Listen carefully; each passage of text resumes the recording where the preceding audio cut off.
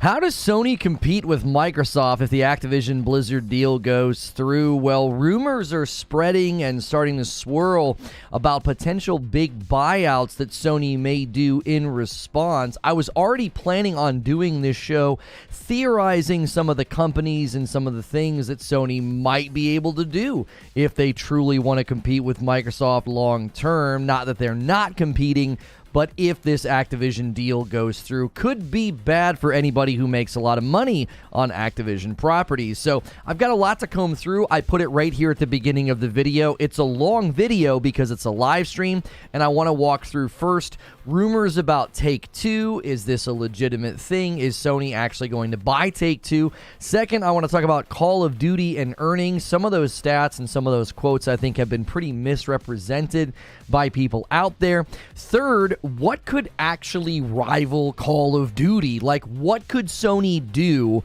to make a game good enough to rival Call of Duty? That's always been the question. And fourth, are there two companies right now on the horizon that look ripe for purchase? So everybody's thinking about Call of Duty these days, and one of the reasons is it's in the front and center debate about the decision to get Activision Blizzard underneath the Microsoft umbrella. And many people have said, listen, Sony needs to come up with their own shooter to compete. Well, all of a sudden, rumors started swirling over the weekend that Sony is looking at buying Take-Two Interactive.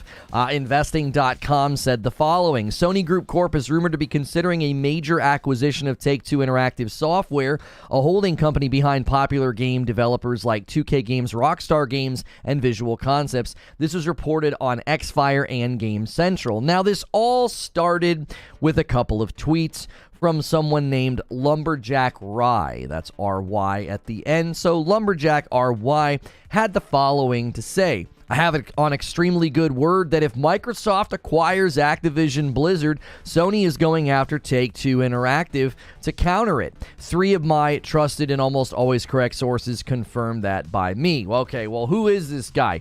Can he be trusted? Well, some people pointed to him being wrong in the past. So, like, you've gotten stuff wrong in the past, bro. Like, should we really trust you? Plenty of people have been trying to leak or scoop things to sort of make a name for themselves. They're seeing people like Jez Corden and Jason Schreier make a pretty good living with inside sources and leaks. And this guy said, I switched my sources starting in late 2021. It's done nothing but wonders for getting things right. I'm happy to be able to share news early. Most times back in the day, I was almost exclusively wrong. So he is admitting that he was wrong a bunch. He said about 1 out of 15 times he was right prior to 2021. Now, I don't know if this gives credence to what he's saying or not, but at the very least, he's owning the fact that, like, hey, I've been wrong in the past. Now, I do think he makes some good observations about what Sony could spend and how Sony has been spending. He said, look, they're not putting all their eggs in one basket. Since 2018, Sony has spent $6 billion on Sony Pictures Entertainment, $5 billion on Sony Music Entertainment, and a little under $5 billion on Sony Interactive Entertainment. PlayStation is the most neglected segment out of the entertainment trio, saying, like, listen, PlayStation under Sony's umbrella stands to be the one to maybe get a little bit more spending. Now, many began pointing out, saying there's no way Sony could afford the estimated $20 billion needed to buy Take-Two. Keep in mind, the Activision Blizzard deal is $70 billion, and to buy Take-Two, a pretty big player in the game, would only come out to about $20 billion. It would still be a fraction of what Microsoft is trying to spend. Now, he replied with the following. He said, listen, it's important to note that from 2018 to present, Sony has spent nearly $25 billion on acquisitions across their divisions: Sony Interactive Entertainment, Music Entertainment, Pictures Entertainment, Electronics, Financial, and Imaging Solutions. So he's like, listen, they'll spend money if they think they need to. You know, they spent $25 billion just on these acquisitions. Now, I could not find confirmation on this, but this is in line with other people who were making bids for 21st Century Fox. He said, for people saying Sony cannot afford Take-Two Interactive or that they wouldn't spend $20 to $25 billion on just Sony Interactive Entertainment, he says, just remember, in 2016 to 17, Sony put up a $50 billion bid for 21st Century Fox and Sony Pictures Entertainment. Now, that deal went through for Disney. Disney secured that deal for over $70 billion. So that size acquisition was something that Disney did. Has that been good for you, by the way? Disney scooping up all this property and throwing $70 billion around like it's nothing? Has that been good for you?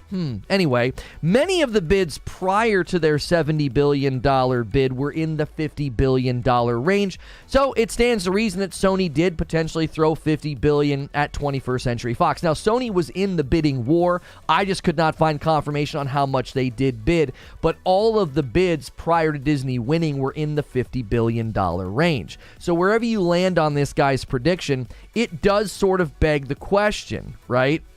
It begs the question, what's Sony going to do if the merger goes through for Activision Blizzard? Are they going to start gobbling up companies? Are we in a buying war right now? Is that what this is going to turn into? I'm not a big fan of that. People think I'm like pro Sony. I'm not pro buying war. I'm not pro consolidation. You don't want two of the major players in the market just buying everybody up, and then that's the end of the deal. It's like, well, which team are you going to go to? You would prefer it to stay a little bit less consolidated as it is right now. Now, obviously, many will say Sony's being hypocritical. Oh, they're trying to buy companies as well. I would think you'd have to adapt to the market. If Activision Blizzard ends up being purchased by Microsoft, you have to adapt to that. You can't just sit back and say, oh no, we're against acquisition. It stands to reason that Activision Blizzard purchase would create an economic reality of more people doing that, saying, man, we got to scoop up some of these companies, because if that deal went through, what other deals could potentially go through as well? Also, keep in mind, Microsoft has made concessions to keep Activision titles on rival consoles for 10 years. So that means Sony has about 10 years to buckle down and potentially buy up companies in the process. Also, you really need to keep this in mind. A lot of the people that said this deal was totally fine, there was no reason to be concerned, you were flat out wrong. The regulatory bodies agreed with me, many other people agreed with me, that you can't let them have all of this property without some concessions and without some agreements, because they could completely disrupt the market. I still think they have the power to disrupt mobile. We haven't seen that addressed at all, but at the very least, we have assurances that Activision titles will remain on rival consoles for 10 years, giving Nintendo and Sony an opportunity to adapt and make moves over the next decade to adjust to this. Now, I want to recap some of the earnings about Call of Duty and first-party titles with Sony, okay? Because there was a quote from a document that was egregiously misrepresented by everybody who bleeds green and loves to take shots at Sony. I don't think people understood that when they were quoting this document, they were actually dunking on themselves. Like, Sony actually looks pretty good from this document. It doesn't look like they're in a bad state. They're in a very lucrative and profitable state, and they don't want that to be disrupted. That's not really a dunk or an own, but I guess that doesn't matter when people headline hunt and don't think. Sony was contesting losing significant revenue and profit from Call of Duty, and they ended a paragraph about that with the following statement. So keep in mind, they're saying, listen, we make a ton of money from Call of Duty. This could be very damaging to us. And they end the paragraph by saying, this would in turn also reduce the potential return on producing innovative first-party games, thereby diminishing SIE's ability and incentive to invest in new games. Now, you have to listen to the verbiage. They're talking about the potential return on first-party games, meaning they make a return on their first-party games, and if you disrupt our revenue to this degree, we're going to have to shrink. We're going to have to make adjustments and changes, which would inevitably affect our ability to make some of the first-party games that we've made. We've expanded a lot of our studios, right? They can't just make them without Call of Duty, right? That's not the equation. It's like, well, if you take Call of Duty from us, then we can't make first-party games anymore. That's not what they were saying. The money loss would hurt their ability to produce first-party. It makes sense. If you disrupt an entire ecosystem and economic structure, they would have to minimize risk. They would have to spend less. They would potentially have to downsize some of the studios. So they're saying, as a secondary issue here, if you take all this revenue from us, it's going to affect our business structure. We use some of those monies and funds to invest in our property. Now, pro Xbox podcasts and YouTube channels ran with this like it was some kind of a victory, not realizing that Sony making lots of money and using that money to make more games is a healthy ecosystem. That's not a dunk. You're not owning them by saying, look at all that money they make from Call of Duty. They use it to make really great first-party titles. That's not a dunk. That's not an own. That's a good thing. Maybe Xbox should try that instead of giving everything away on Game Pass. Make money selling games and make money within your ecosystem to invest in your first-party titles. Maybe Halo wouldn't have been so bad if that was the case, right? As a gamer, nobody should be wanting that to happen. I don't want all these companies scooped up and gobbled up because it could lead to situations where you can only go to one platform for these games and then they can raise the prices, they can over-monetize them. You won't have any control anymore. There won't be any competition. It'll be go here or go there. Now, some people might say, oh, that'd be better to just have two players. Having two players with potential options of going for first-party titles is one thing, but if they gobble up all the third-party multi-platform titles, that stands to disrupt a lot of what you've been able to do up to this point, which is go to a lot of different platforms for a lot of different games. In fact, one of the reasons people defend Activision Blizzard in the deal is because, well, Microsoft's going to put more games in more places. Listen, if Sony grabs Take-Two and Microsoft gets Activision Blizzard, you're not going to have more games in more places. You're going to have two people trying to create their own insulated ecosystems. That's not what I want. And, I'm not in favor of all these buyouts. I don't think they're going to be good for us as consumers. Even if Activision goes through, if this goes through, they wouldn't want to lose the Sony revenue. Okay, think about this. There's another element to the Call of Duty filings and the reports coming out. In Activision's latest SEC filing, the company disclosed that Sony PlayStation division accounted for 13% of Activision's revenue, while Microsoft was so low that it failed to even register in the report. So again, celebrating that Sony makes lots of money on Call of Duty and invested in first-party titles is not the dunk you think it is. Microsoft generated such little amounts of revenue for Activision, they weren't even on the report. And Sony's on there at 13%. So this means that if Activision Blizzard suddenly comes under Microsoft, they would probably want to maintain that revenue. Even though they're only conceding for 10 years, at the very least, they would want to keep Call of Duty on Sony in perpetuity because the amount of revenue is just unbelievable.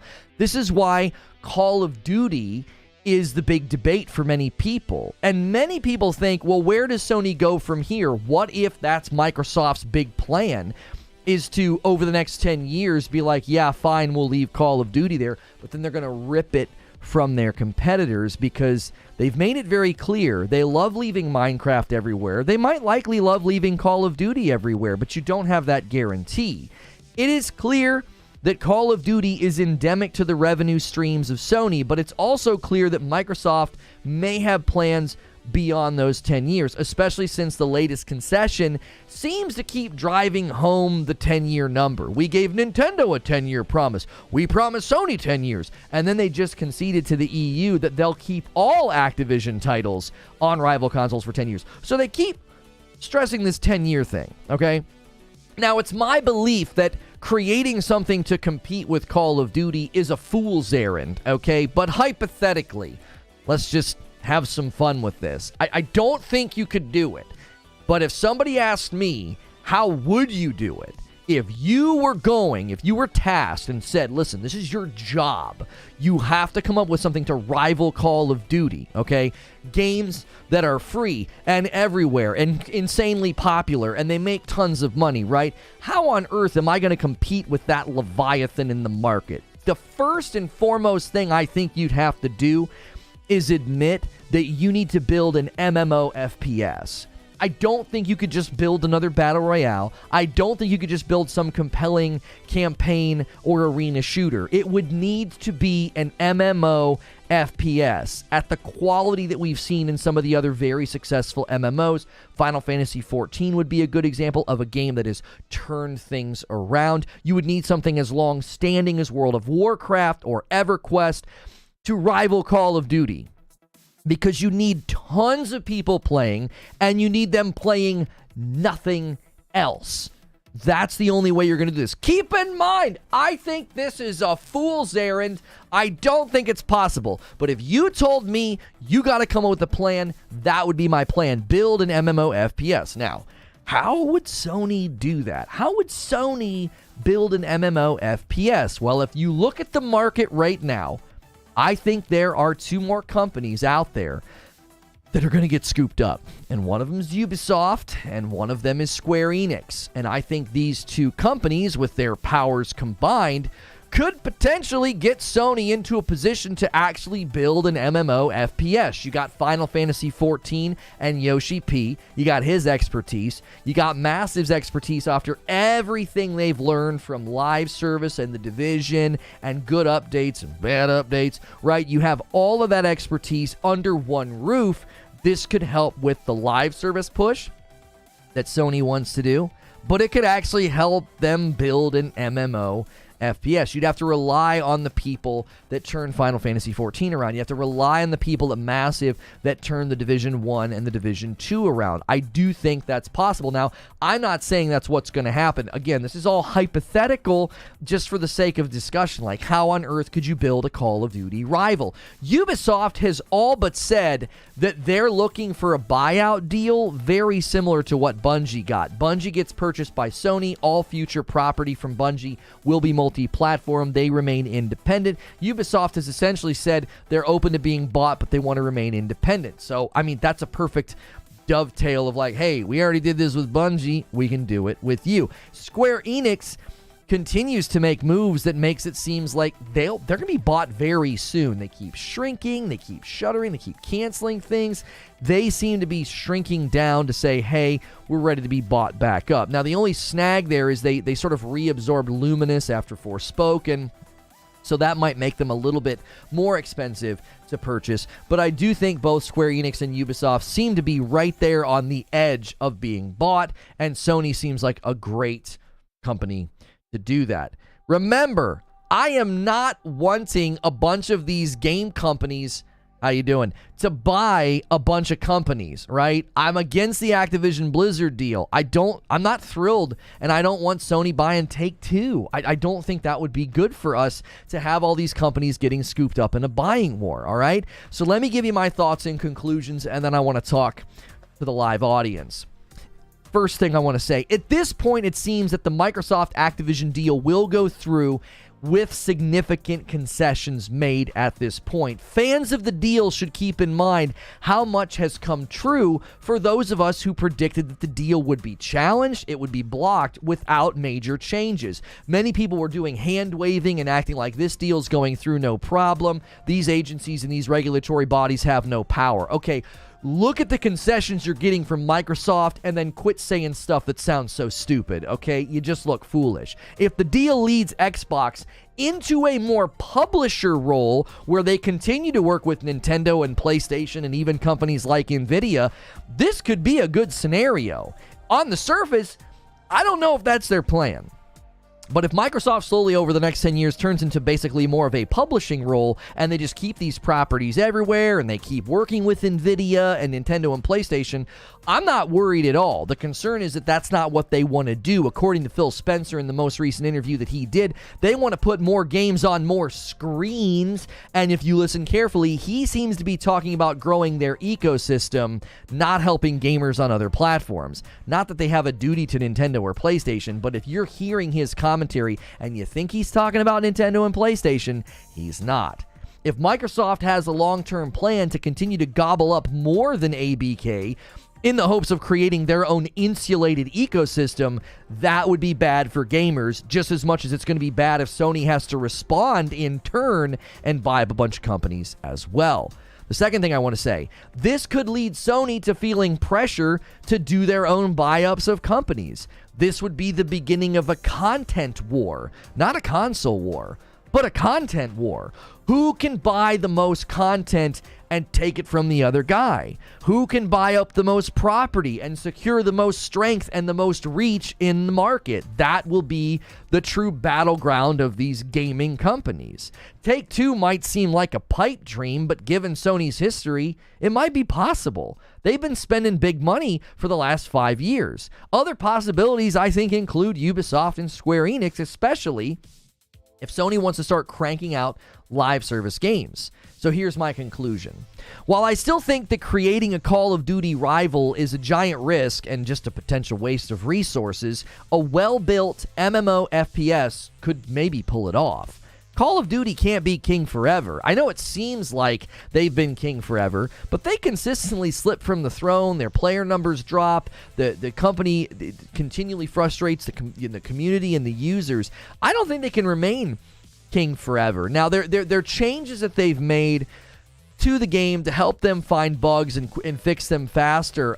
That doesn't even seem to have met it out. They seem to continually have problems and struggles, and if you could build a truly next-gen, beautiful-looking MMO FPS that makes Call of Duty look like, dated, because at some levels it is. It's very satisfying, it's very popular, it's endemic to the gaming world, but I do think that it could potentially be a reality, even though if I was in charge, I would say, no, forget all that noise. Create other live service games. Create other live service game types. That market, I don't think you want to go over there and try that out. You're going to waste a lot of blood and treasure. After it's all said and done, the hope would be that buyouts lead to strong investment into the property and new games help to foster more competition. But I don't have a whole lot of hope that these companies are going to do that. Massive consolidation and buyouts typically don't go well for us as consumers. I believe we are on the precipice of a buying war in the gaming space, and I don't think gamers win. Only the companies who spend the big bucks will come out on top. And that's the show open. That's the show open. I want to know what you guys think about these rumors. Good morning, good afternoon, and good evening. A terrible weekend. We lost power for an entire day. I couldn't get anything done, and then this morning AT&T was out, so I don't want to stream on AT&T. I feel like maybe they were doing maintenance, so I'm streaming on Spectrum. That slowed me down this morning. You need to educate Doc Dark on this. He ran with that narrative. Which narrative did Doc run with? That Sony needs Call of Duty for its first-party titles? I love that when I read the actual document, I'm like, that's not what it says. It doesn't say that at all. It doesn't. It's like one Xboxer with a YouTube channel ran with that narrative, and then everybody went there. Now, yeah, I knew people were going to bring up SOCOM. I didn't put SOCOM in my show open for a very particular reason. I don't know anything about SOCOM. I don't think you could use an existing piece of property. I don't. I think you would need to walk out with a brand new piece of property, a brand new shooter to say, this is the next big shooter. FPS, MMO, no. Killzone, SOCOM. I don't think you want to use existing property because of the stigma. People, I already played that. Nah, I played SOCOM. SOCOM's not good. Killzone, bleh, right? You got to take your nostalgia glasses off. You would create barriers for people if you use an existing property. I think it would need to be a brand new piece of property. Lono burying the lead. Microsoft is buying ABK to increase their revenue stream so that in theory they can use that money for their first party. That's the part Lono's brushing over. I'm not brushing over that. Where did I brush over that? I was one of the few people, Mike. No, you're being completely misrepresentative of my content. If you go back when I was telling people that Microsoft would have a financial reason to keep Call of Duty on Sony, I said it was a 900 IQ play. I said they can bolster Game Pass while making money from their competitors, and then they can use all that revenue to reinvest in their ecosystem. You're not paying attention if you think I'm the one that ran with that narrative when all you Xbox guys were telling me that Call of Duty Duty would leave the other platforms. I'm like, no, they wouldn't. I was like, they won all that money. And then Microsoft all but came out and said it. Like, yeah, we're counting on that revenue. What do you mean burying the lead? The lead story over the weekend is Sony's going to buy Take-Two as a response to the ABK deal. This is the lead. The lead is, how does Sony compete if this deal goes through? What are they going to do to compete with that much property suddenly being owned by their competitor? And so I walked out with a theory. Well, at Take-Two, they've spent a lot of money. Maybe they buy Take-Two. Maybe they buy Ubisoft and Square Enix. Maybe they set their sights on building an MMO FPS. What's good, Feed? I see you in the chat. Guys, we need a ton more likes.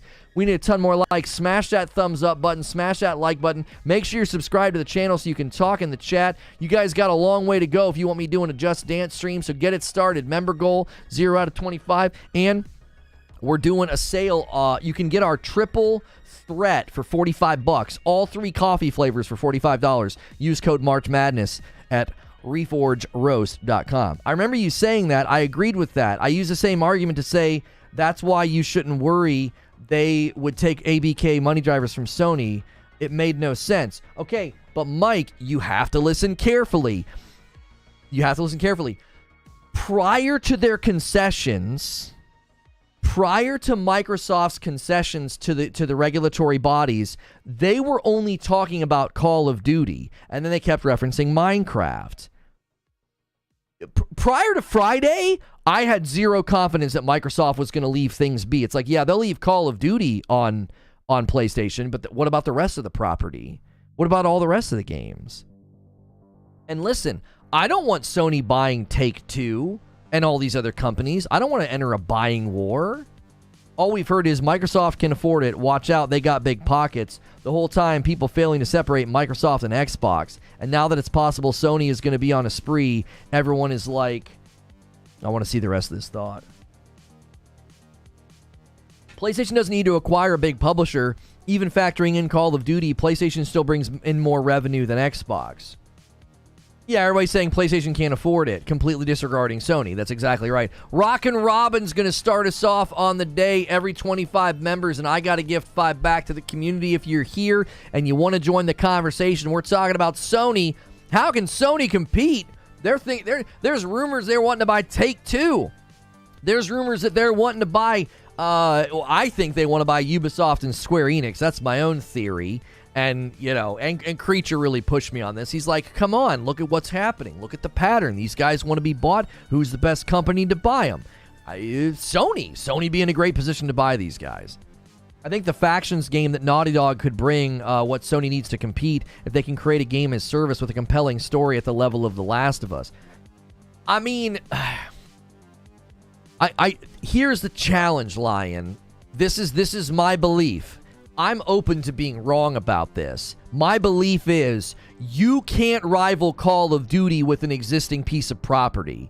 It would have to be a brand new game. You'd have to market the snot out of it. Like when Destiny came on the scene, everyone's like, what's Destiny, right? You'd have to have that level of like entering the market, brand new IP, and you'd have like, Square Enix and Ubisoft involved on it or something, like, or Take-Two. I don't think you can use existing property. There's too much stigma. The Last of Us? Really? The Last of Us is going to come out with a shooter? And people would do the same thing, I think, with SOCOM and Killzone. I think people would say, those are old games. Those are old games. My dad plays those games.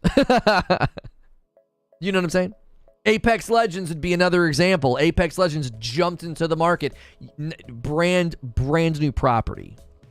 John Always with 18 months of membership. 6 months to my 2-year badge. The wait is over. Thank you, John.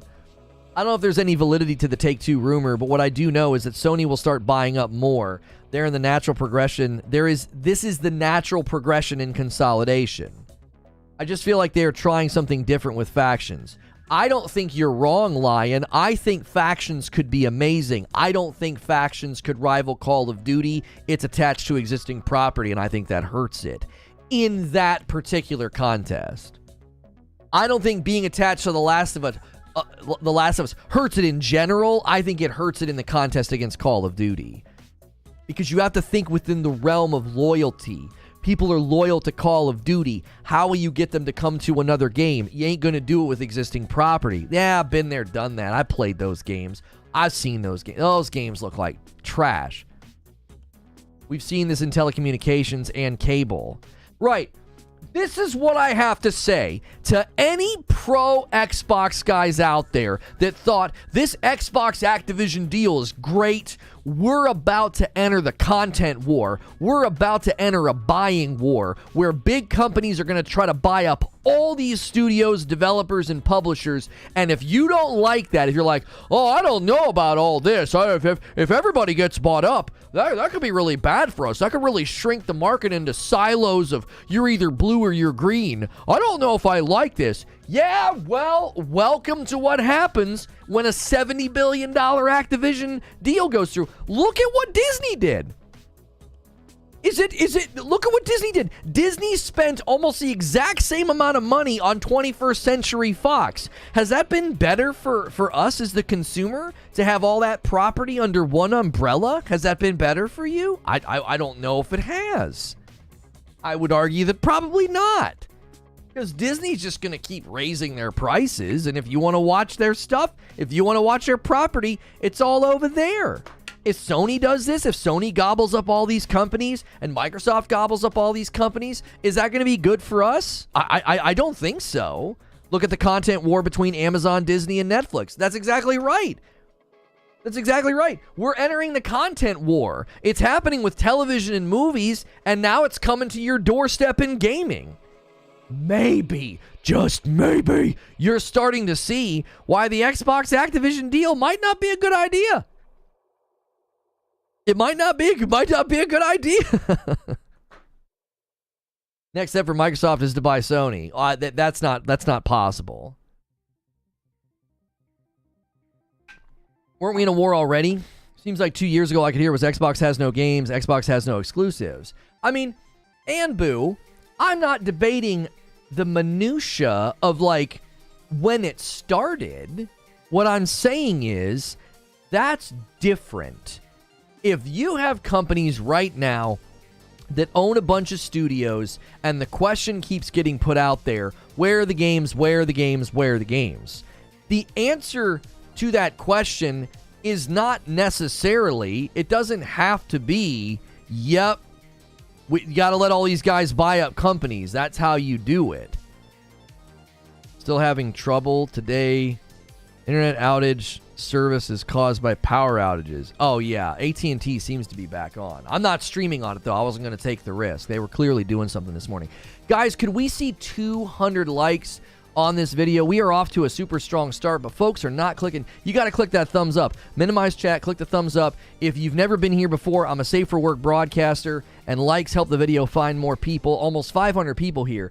Get it going, especially if you haven't subscribed yet. Hit subscribe so you can talk in the chat. Debate this. How does Sony compete? What are they going to do? Are they going to scoop up companies? Are they going to buy up companies? Are they actually going to try to create something to compete with Call of Duty? Are they going to do it? Are they going to create a shooter that can rival this absolute Leviathan title globally? I don't know if they can. Disney losing so much money that they might sell Hulu to Comcast. Subscription services don't make money, it seems. Oh, geez, it does it really? Some weird manufacturer console wars between fans isn't the same. Right, I'm not talking about people fighting in YouTube chats or Reddit or Twitter. I'm talking about major companies saying, in order for us to thrive and go forward, we must scoop up and buy up companies.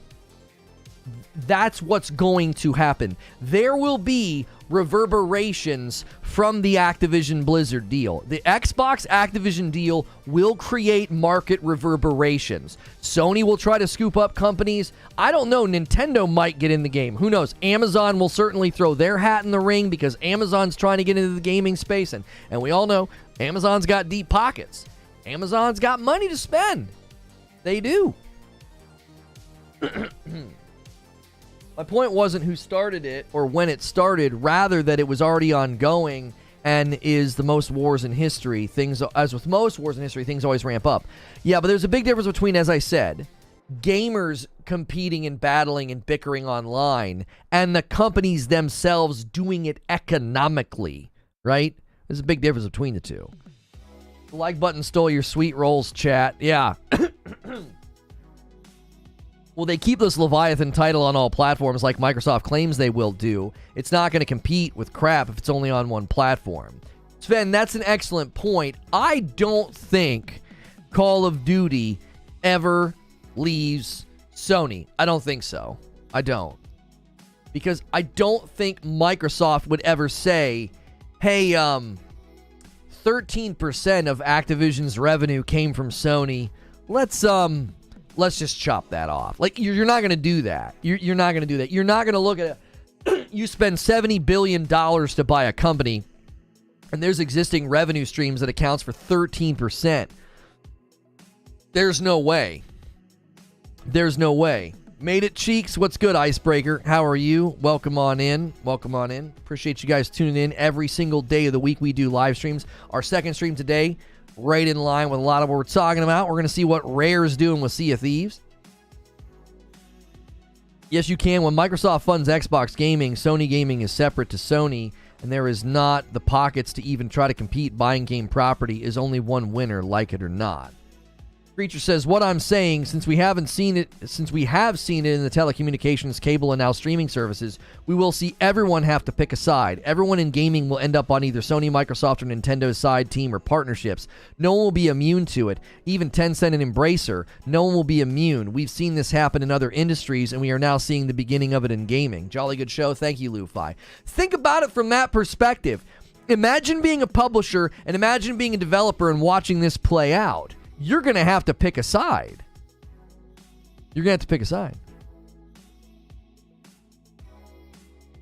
That's what I've been trying to say for months. It's not about these existing big games, just like it's going to be with Bungie. The key will be new games ABK or Bungie creates.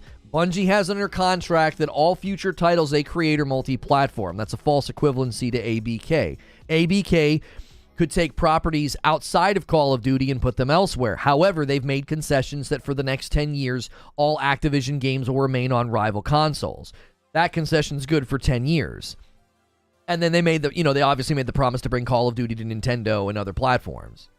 Matt, with 25 months at a Member Plus, miss you guys. Sorry for not being around, having some health issues. Just restocked my coffee with 4 bags. My man, first coffee order of the day and a 5-spot from Dark Taco. Big dog. When do we see Game Pass app on PS5? Never.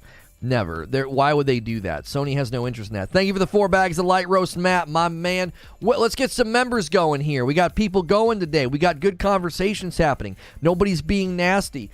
Let's get some members rocking and rolling. You guys want those Just Dance streams? You're going to have to bring the heat. You're going to have to bring the heat. Listen. The idea that Sony doesn't have the money to throw around, you're not paying attention. They do have money to throw around. Everybody wants to cite Microsoft having deep pockets and, they can spend lots of money. Sony themselves have spent a lot of money. From 2018 to now, Sony has spent nearly $25 billion just in acquisitions across all their divisions, right? So the PlayStation is getting the short end of the stick. They've not had as much. Yo, Matt's going to get 5 members to the community, gifting those 5, taking us to 6 on the day. Thank you, Matt. Goes to Chris, Virus, Phantom, Steven, J-Jab, and Grim Reap Show. If you guys just got gifted a member and you want to pay it forward, you can always gift one at a time and get a member train going. Call it the Pay It Forward initiative. Eventually, the console will be the TV. You buy the games, it'll all be digital.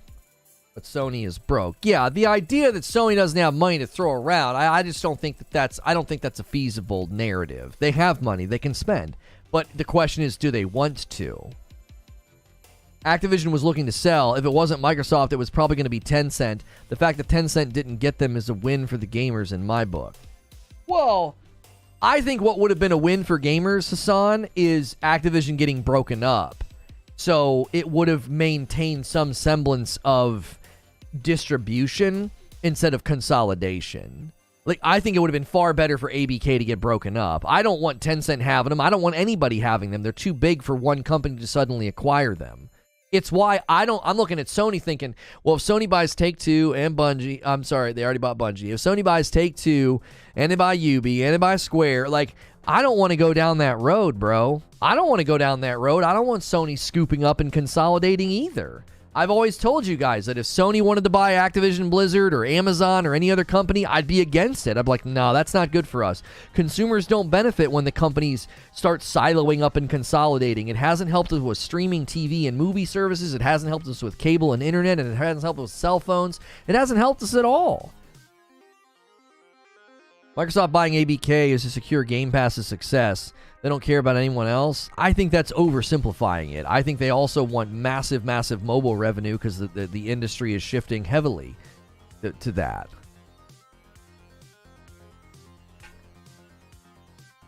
Activision Blizzard didn't get broken up, so Microsoft was the best possible option for gamers. You're not going to get me to admit that it's a good situation for gamers. No. Oh, yeah, so this didn't happen, and this mobster bought it instead of this mobster. This guy tends to be a little bit nicer. Like, that doesn't matter to me. It doesn't matter to me. In the end, you still did the same thing. Derek says, Lono, given Microsoft's recent and current track record with exclusives, either legit IPs or shelf-bought devs, why do you think Xbox fans still hang on to the wait until they buy arguments? I mean, there is something that happens to people, Derek, when your brand sells them hope instead of a game. I went through this. There were many, many times I went through this in my Destiny coverage. There was eras of that game where they sold us hope. They didn't sell us a game. And I think a lot of what Microsoft has done for some people, not everybody, but there are some fans who have bought in hook, line, and sinker to hope as opposed to their existing properties. Like, their existing properties aren't in a great state right now. Oh, they could be. They'll get there. It's like, again, you're selling me hope. You're not selling me games. Every other gaming console that will want to compete with Microsoft and Sony will just be welcomed to the clown show. Microsoft marketing, play hundreds of fantastic games on Xbox, just not ours. Their track record would suggest that they will destroy ABK, so I completely do not get the excitement. East Coast Overlord with a $5 super chat tip. Comparing Microsoft to a mobster is surprisingly accurate. Good analogy. Yeah, I mean, they're coming in and they're saying, listen. It'd be a lot better if we owned you. It'd be a lot better if we owned this whole street of shops. And then another mobster comes in and goes, actually, it'd be better if we owned you. Who cares who ends up doing it? It's not good for the consumer. You're having your options shrunk. You just don't see it yet. So when we're like, hey, how does Sony compete? Well, Sony will have to buy Take-Two, and Sony will have to buy Ubi, and Sony will have to buy Square Enix. I don't want that to happen either. That doesn't sound good for me. That doesn't sound good. I'm like, wait a minute. Whoa. Is that what's going to happen? Everything's going to get gobbled up? And then existing publishers and existing developers are going to be faced with a choice? Which ecosystem is best for you? Which ecosystem throws the most money at you? We're going to 100% go down the road into more of this like split off insulated ecosystems. And then you are going to have to choose as well. Look at what happened to TV shows and movies as a test case. You got to choose where you spend your money now. Now, the beauty of subscription services for movies and TV shows is you can literally buy one and go crazy for a month and binge everything and then cancel it and buy another. If you take like the every other month, shake up your TV subscription services, that's awesome. Gaming's not quite in that category. If you're like, well, I got to go to that platform to buy this game, you can't hop around that easily. Now, you can do that with Game Pass, sure. You can buy Game Pass and then cancel it a couple months later after you feel like, yeah, I got to play Redfall, and I got to play Starfield, I got to play all these games, and then after a couple months, I'm not really playing them anymore, I can cancel my subscription. That's one of the reasons these subscription services aren't faring very well, because people do that. Like, the loyalty's not there, so they're constantly dealing with churn, which means they're not making great money. Mac with a 22-month subscription. Let's go. Finally got the renewal message to pop up. Keep up the great work. Thank you, sir. Yeah, you have to buy their hardware as a prerequisite. Like, I don't need to buy hardware to use Disney Plus I don't need to buy hardware to buy to watch Netflix or Hulu. I just need an internet connection and a screen. So in my mind, like, people keep trying to make this like, oh, it sounds like you're hating on Xbox. No, I'm not. We said that this would be bad for the market. What's about to take place? If the rumors are to be believed, what's about to take place isn't good for any of us. What, you think I'm going to throw confetti in the air and be like, yeah, Sony's making some big spending moves and buying up company? No! Why would I do that? I mean, the Xbox guys do it. They think it's great when Xbox buys up companies. Why? Because they're biased and I think they lack integrity. I'm not going to do that if Sony starts doing it. I'm going to be consistent. I'm going to argue for the user. I'm going to argue for the consumer. You can gift on mobile now. Dark Taco just gifted a membership and it went to Alex Gaming. Welcome on in to membership Alex Gaming. Guys, test that out. See how many of you can gift on mobile now. And we're starting to see that the prices may not be as good as we thought. We're headed towards Walmart Target situation. Prices are good. Quality isn't necessarily there. And while that's okay for groceries and home goods, it's not good for the creative industry. How's it bad for the market when the market is Sony for the most part? This creates competition. How is the market Sony for the most part? Where are you getting that fact? Where are you getting that fact? Do you want to run a revenue report on Steam and mobile and maybe not say something that's just not even substantiated within the marketplace? What do you mean most of the market is Sony? FTC data? Aren't you the guy that said the other day that Sony owns 80% of the market? I don't know if I should listen to your data points. East Coast Overlord gifted a membership, taking us to 8 on the day. 8 on the day. I don't think your data is reliable. CMA and the FTC data? No, you're misrepresenting those data points. No, you're misrepresenting those data points. Within the console space, Sony generates 80% of the revenue. They do. Hold on to your hat. The minute you leave that environment, none of that's true. That's called a contextual reality. In 2019, Apple made more money on games than Sony, Nintendo, Xbox, and Activision combined. So cut the false narrative. Sony is not most of the market. That's not true. That's a false narrative that's being driven by guys that don't understand numbers and statistics. Is a Switch a console? You conveniently have to leave out Nintendo to get that 80%. So is that 80% number literally Xbox versus Sony? Is it even that contextually drilled down? Yo, thank you, Jeffrey, for 12 months. Welcome back in. Doesn't even feel like a year. Thank you for a whole year. Microsoft owns 70% of the global market. That is true. Since Sony didn't want Nintendo involved, it's 80%. Oh, it's an Xbox versus Sony stat. Yeah, see, you're taking us down a road that is irrelevant, and I'm not going to let you do it. You've done this before. Debating with you is such a waste of time because you completely take us down into Red Herringville. That's where you live. You're the mayor of Red Herring Town. That's not relevant to the discussion. It isn't. We are talking about Sony can compete. Their plans to compete would be spending a ton of money and buying up companies. That level of consolidation is bad for the market. But Sony's 80% of the market. No, they're not. When we press on your statistical claim, it's false. They're not 80% of the market. They beat the snot out of Xbox 80-20, but they're not 80% of the market. And that 80% is just in the EU. Yeah, it's just in the EU. What a cherry-picked garbage stat.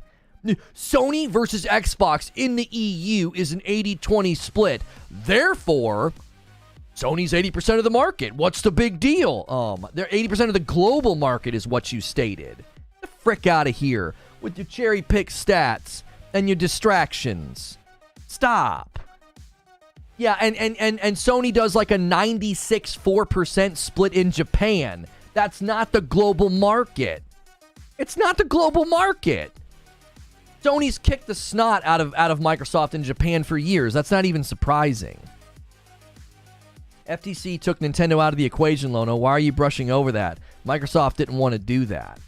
I didn't say Microsoft wanted to do that. What I'm saying is people are using that stat to say this deal should go through. Maybe I misspoke. So maybe Microsoft isn't the one that tried to drive that narrative. He's in my chat right now driving it, and I've seen people driving that narrative on Twitter. What's the big deal? Sony's 80% of the market. Are they threatened by Microsoft suddenly getting a leg up? And it's like, they're not 80% of the market. You're literally running a false narrative. It's a false narrative. And if the FTC or the EU are trying to drill down on specific comparisons of revenue, we don't know why they're doing that. You'd have to read that in context. What was the point of that comparison? Were they specifically analyzing the realities of the economic structure of the EU and the impact this would have on the EU? That has nothing to do with, as you said, the global market. That's the EU. That's them saying, hey, with our market currently, Sony versus Xbox, this is how it shakes out. We're entertaining this as an idea that this could, this could harm Sony or whatever. You're ripping that out of context and acting like it has to do with the global gaming market. If it goes into a buying war, I'm telling you, that's bad for us. I don't want Sony scooping up all these companies either. Those are the numbers Microsoft threw out to bolster their own case. Yeah, I saw Microsoft and Activision drawing attention to that in their press conference. Don't tell me, oh, it was the FTC, it was the EU, it was the CMA, it wasn't Microsoft. They use that as a talking point to act like we're not a threat to Sony. The big picture and the big discussion. Do you want Sony buying Take-Two? Do you want Sony buying up all these properties, all these companies? Isn't it nice as a consumer when we can find 5 movie companies under one streaming service rather than have to sub for each? That's how they slip the knife in slowly, Russell. Yeah. Yeah, it's great. That's great. That's how they slip the knife in slowly. And you're going to turn around and in 5 years, Russell, you'll be spending more than you ever spent on cable. Mark my words. Mark my words. You want all the movie companies? You want them all? You want? Oh yeah, let one company buy them all. That'll be great for us. No, it won't. No, it won't. They're gonna. If you think for a minute, Amazon's already shown you the future. They've already shown you the future. They're doing the same thing the cable companies do. They buy up the companies and then you can subscribe to them a la carte. So you've got Prime, but then you got HBO, and then you got Paramount, and then you got Showtime. They're doing the same thing. You're not going to be spending less money. You're going to be spending more. You're going to put it all under one envelope, one umbrella. And if you want it, you got to go to the big dogs. And the big dogs are going to say, where are you going to go? Where you gonna go? We got it all. You gotta pay us. And they'll raise their prices. And what will you do? What will you do? Where will you go? That's the point. When you consolidate the market to silos like that, that's not good for you. They think Sony sets merger regulatory process rules. I'm done with red herrings from people who don't understand what's actually happening with these regulatory bodies. These are the same people that were in here telling me Call of Duty would get ripped from Sony and the regulatory bodies could do nothing. Meanwhile, Xbox days ago was like, okay, our concession is all Activision titles will remain on rival consoles for 10 years. What was that, everybody, who said that the regulatory bodies couldn't do anything, couldn't stand in the way, couldn't stop this, couldn't change this deal, they had no power? What are you saying now? Those are the same people that are in here misquoting cherry-picked stats because their favorite Xbox YouTuber did it. It has nothing to do with the discussion. We're discussing how can Sony compete. I've said probably 18 times this morning, I don't really want Sony consolidating the market any more than I want Microsoft doing it. But I got guys in here trying to run some narrative about Microsoft and Xbox. Like, drop your insecurity. Drop your loyalty to a piece of plastic. You're not going to turn this into an Xbox versus Sony debate where you try to make me look like a Sony fanboy because you trot out brain-dead, unsubstantiated claims that I got to smack down, and then it looks like I'm just beating up on Xbox. You guys are the ones that set that stage time and time again. You come in here and say just absolutely two brain cell dumb things like, yeah, Sony is definitely going to lose Call of Duty. Nope. Yeah, these regulatory bodies, they're not going to get in the way. They don't want to be embarrassed. Nope. These regulatory bodies don't have any power. Nope. Microsoft's going to get this deal just as the way that they want it. Nope. And the entire time we've had to have that debate, I've had to smack down all those dumb, stupid statements, and then people look at me like I'm a fanboy, like, oh, that guy's just anti-Xbox. No, I'm not. I've smacked down really dumb things for 6 months. Take-Two would cost near $28 billion. Analysts are estimating it'd be about a $20 billion acquisition. About 20. I'm not misquoting anything. I do not care if COD stays on Sony. I always thought it would stay, so that argument I was in here saying crazy stuff doesn't apply to me. Right, but Mike, my point is, a guy just came in and did it. He says, Sony owns 80% of the market globally. It's false. That's not true. And when I spend valuable time and energy smacking that down, it's weaponized to make me look like I'm a Sony fanboy, because all of a sudden you put me in the position of defending Sony. Don't you see? It's a rigged game. It's a rigged game. It's like, oh, we're going to enter the discussion and we're going to make Lono smack down the dumbest stuff, and then we're going to turn around and use that as evidence that he's a fanboy. No, you're disrupting a show about Sony, PlayStation. How can they compete? If this is the way they're going, if the rumors are to be believed and Sony's ramping up to do a bunch of purchases, I don't want that. I don't think that's good for the market. But that's not good for your narrative about me, so you have to enter the discussion and create some other discussion so that I have to talk about Xbox. I have to talk about Sony and how much money they make versus Xbox. It's just... that isn't a fair way to handle the discussion. I want you guys... some of you guys got to stop doing that. You do know that all the Xbox people want this. I personally was fine with it before they bought Activision. Here's what's going to be really interesting to me. Right? This is what will be interesting to me long term. Let's say all this takes place. Right? Me quoting FTC numbers is me being a fanboy. You didn't quote the FTC numbers. You stated something that was false. Now you're repackaging it. You are hanging on by a thread of my patience. You came in and said something that was false. You said that Sony owns 80% of the global market. That isn't true. It isn't. Cut the crap. If all this goes through, if Microsoft gets ABK with their concessions, and Sony decides to respond with their own purchases, I'm here to tell you, there will be people that suddenly are like, I don't know if I like this. They were probably very pro Xbox buying ABK. Just wait. Just wait. Wait till all your favorite companies are getting bought up like cattle. You're not going to like it. They will be the reverberations of a $70 billion acquisition. Because look at what Disney did to streaming services. They buy 21st Century Fox for $71 billion, and look at what happened. It was a freaking buyer's market. Everybody's buying everything up. And now look at your streaming services.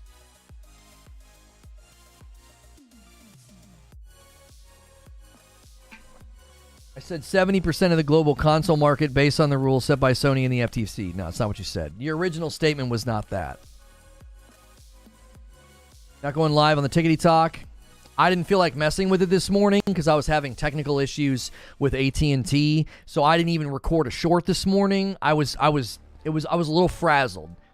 We had windstorms. We had 290,000 people in the city without power. Today it's around 50,000 people without power. We had no power all day Saturday. And today I went to boot up and get everything started, and my AT&T was down because they're doing maintenance on the lines and stuff. So I was just like, I was not in sorts. I had no show prep. I did all my show prep this morning. So yeah, that's why I'm not live over on the Tickety Talk. I'm not asking for sympathy. There are people right now who still don't have power. We lost all of our food in both of our refrigerators. It sucked real bad. Louisville's response to the power outage was really, really slow, and I have no idea why. It was a windstorm. It must have caused like, massive damage, not like downed lines, but like there must have been like power junctures that got damaged or something.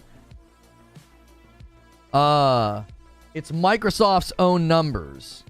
Why Microsoft's claim that it has 20% market share in Europe versus PlayStation's 80 was accurate. All right, yeah, here we go. In a press briefing, let's data check you again, JC, since we have to do this so often. In a press briefing, Microsoft's Brad Smith went further. He said globally, it's 70-30. In Japan, it's 96-4. And while there are some fluctuations over time, these numbers have been remarkably steady for 2 decades. So they're highlighting the fact that the market share of the console sector in Europe revealed that PlayStation holds 80% of the market, whereas Xbox holds 20%. Oh, and that's so surprising that Brad Smith took that statistic and then said globally, right? So he's trying to paint the picture that globally, Microsoft is at a 70-30 split against Sony, making it seem to the drive-by person, oh yeah, Sony has 70% of the market. Console versus Xbox, yes. But that stat doesn't mean anything. It doesn't mean anything in the grand discussion. Who cares? Yo, a $5 gifted members from Quintar, taking us up to 13 members on the day. A $50 super chat from Matt. Food for the fridges, my friend. Oh, I didn't bring that up for y'all to do that. That's very kind, Matt. Thank you.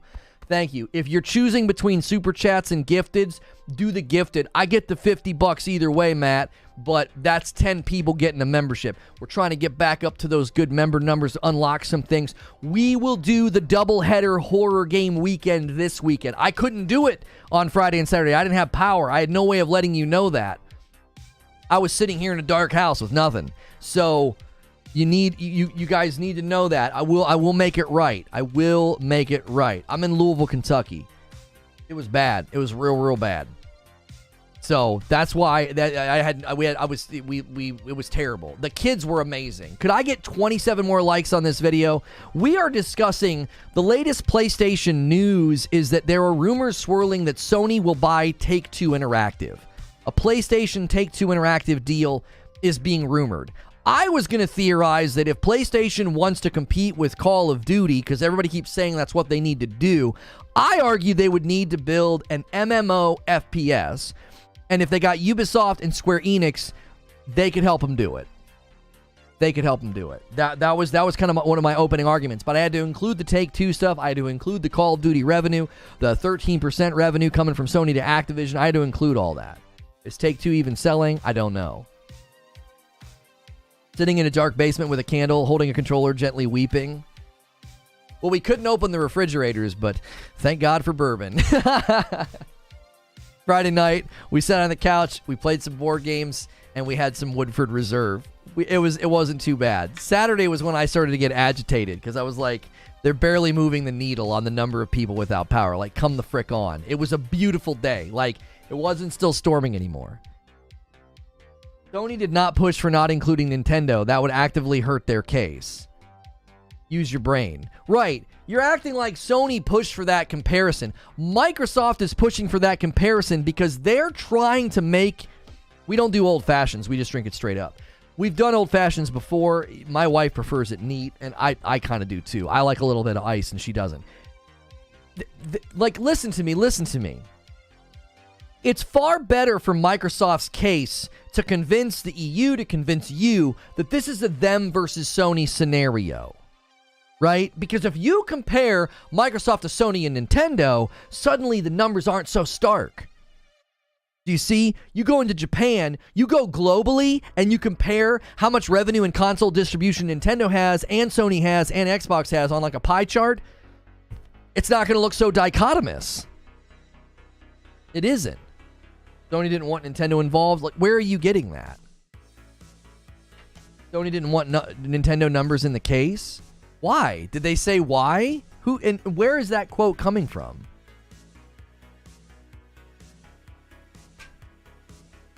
In one of the documents, Sony literally said that they're not the same as Xbox and PlayStation. You guys know nothing. Okay, so Sony doesn't want the comparison drawn.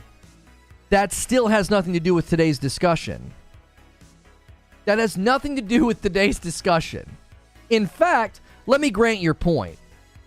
Once again, we're in Red Herringville with the mayor of Red Herring Town, JC. This has nothing to do with the discussion, but here we are having a picnic on Red Herring Road. If Sony is arguing to leave out Nintendo and the stats shake out that globally speaking, Xbox versus PlayStation is a 70-30 split, do you really want the reverberations of the Xbox Activision deal to lead to more buyouts? Do you want Sony to buy more companies? Let's just grant your point. Let's do it because I'm tired of disputing it. You're right. You're right. Sony's got 70% of the market. It isn't true. Let's just say it's true. The discussion on the table today is, how does Sony compete?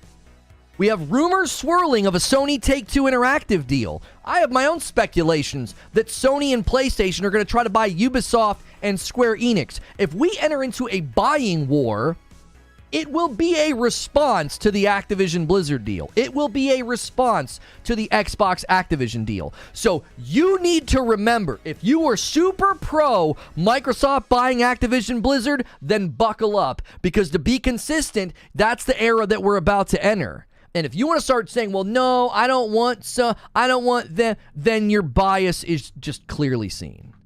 Because if you were totally okay with Microsoft dropping $70 billion on the market, that would be like being okay with Disney buying 21st Century Fox for $71 billion, but then being angry when other companies started buying up property as well in the TV movie market.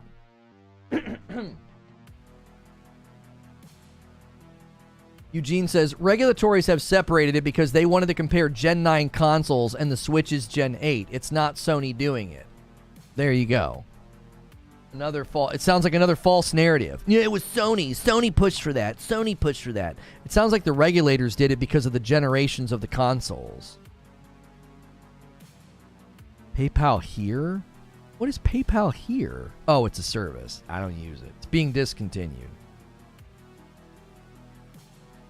It's being discontinued. I've never used it in my life.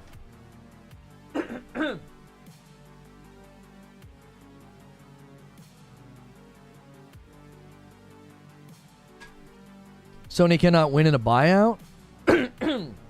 Well, I mean, if it just comes down to raw spending, it's hard to know. Where's the music from today?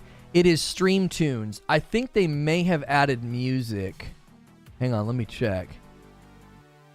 They added music. No, they've not added music since December. So, it's the Stream Tunes playlist. Sony said it as well. There's documents. My goodness. Okay, Miguel, people were coming in and trying to claim that it was all Sony that pushed for it. It sounds like it was both Sony and the regulators agreeing if you're really going to compare console sales, you can't have the Switch in the mix because the Switch is not this generation. If you want to compare, I'm assuming that what were they comparing? PlayStation 5 to Series X and S? Is that what they were comparing? This new era that we're in? Or were they considering the Nintendo Switch weaker than the PlayStation 4? Again, you're driving the narrative. You're driving the narrative, not me. The narrative like, Sony did it. Sony wanted that comparison. It was Sony. And it's like, Microsoft was certainly pleased with the results. They said in a press conference, yeah, globally, Sony's kicking a crap out of a 70-30 split. Microsoft didn't have any problem with that split. Isn't Switch outselling both? But it's been in the market longer. It's not a fair comparison. You can't compare Nintendo Switch market saturation to PS5 and the Series XS because you're dealing with a longer standing console, lower price point. Yeah, Nintendo Switch is though. It is saturating the market more than everybody else. Oh, somebody just tipped $5. Hang on a second. That leaker was right about Sony Bungie. Oh, so this is the guy that claimed Sony Bungie. Titan Media, what do you think about them using Ghost Recon to compete if they buy Ubisoft? Thank you for the $5 tip.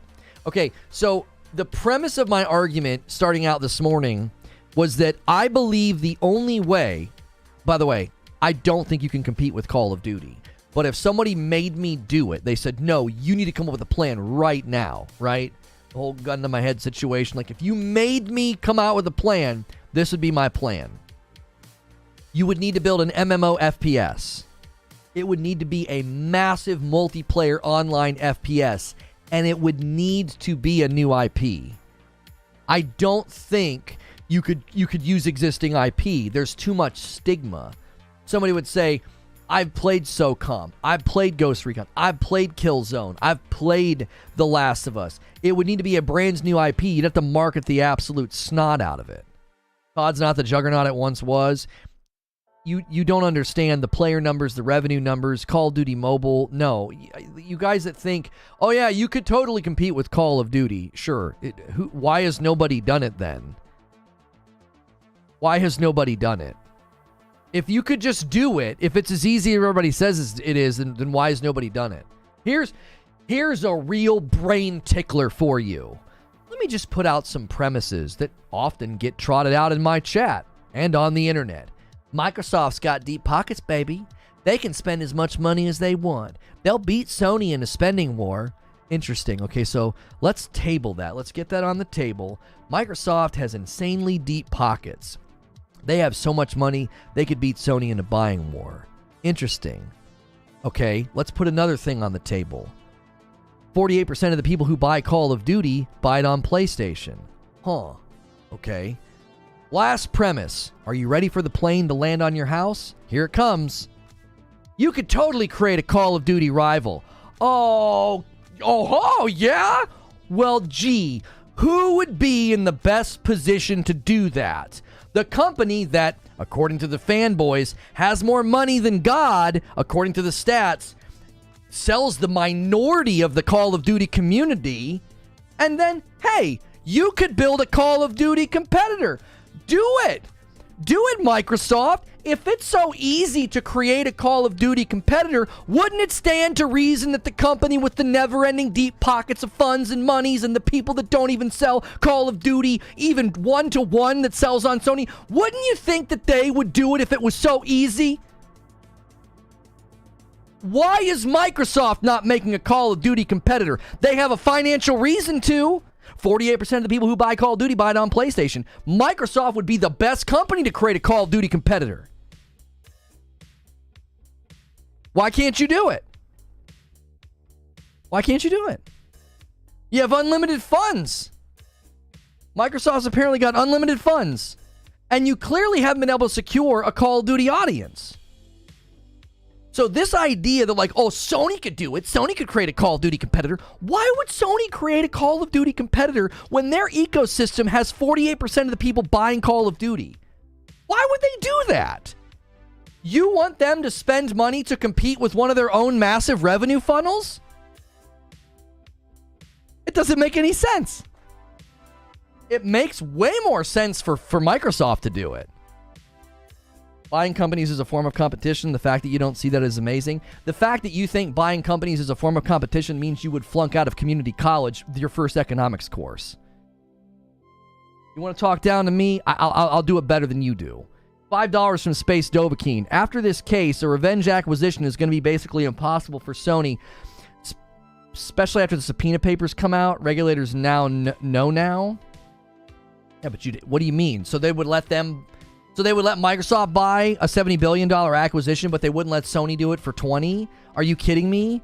If the ABK deal goes through, everybody knows how to get an acquisition to go through. You've got your test case. If Microsoft can buy a $71 billion acquisition, well, then anybody else can buy anything. As long as it's a lower dollar amount, all you got to do is follow the procedures that Microsoft went through. Make concessions about multi-platform releases for 10 years, and you're golden. Train with a 24-month subscription. 2 years on YouTube. Glad to be a part of the community. Keep up the good work. Thank you so much for doing a VIP as well. Train.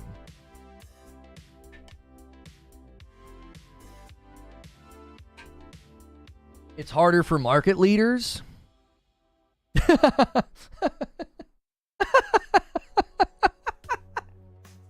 It's harder for market leaders? Who do you think Microsoft is? Are you kidding me? Microsoft's not a market leader? Oh, they're not a market leader in console sales. That doesn't matter. Are you absolutely insane? Yeah, it's harder for market leaders. Microsoft quite literally is one of the global market leaders ever. They're one of the biggest. Oh my golly.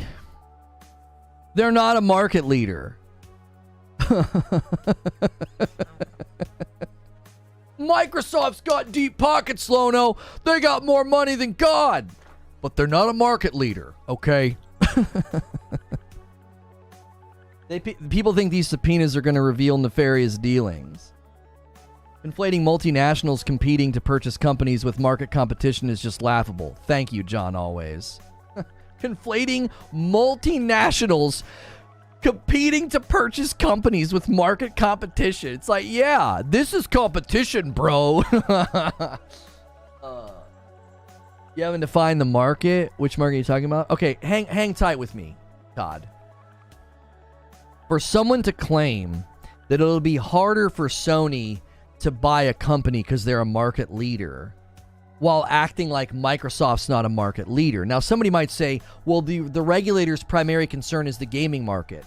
That is simply not true. Microsoft is in cloud, they are in mobile, they're in gaming, they are in software, they are in subscription services, okay? So you have to look at that reach, and you have to attach that to Microsoft. You can't just attach that to Xbox.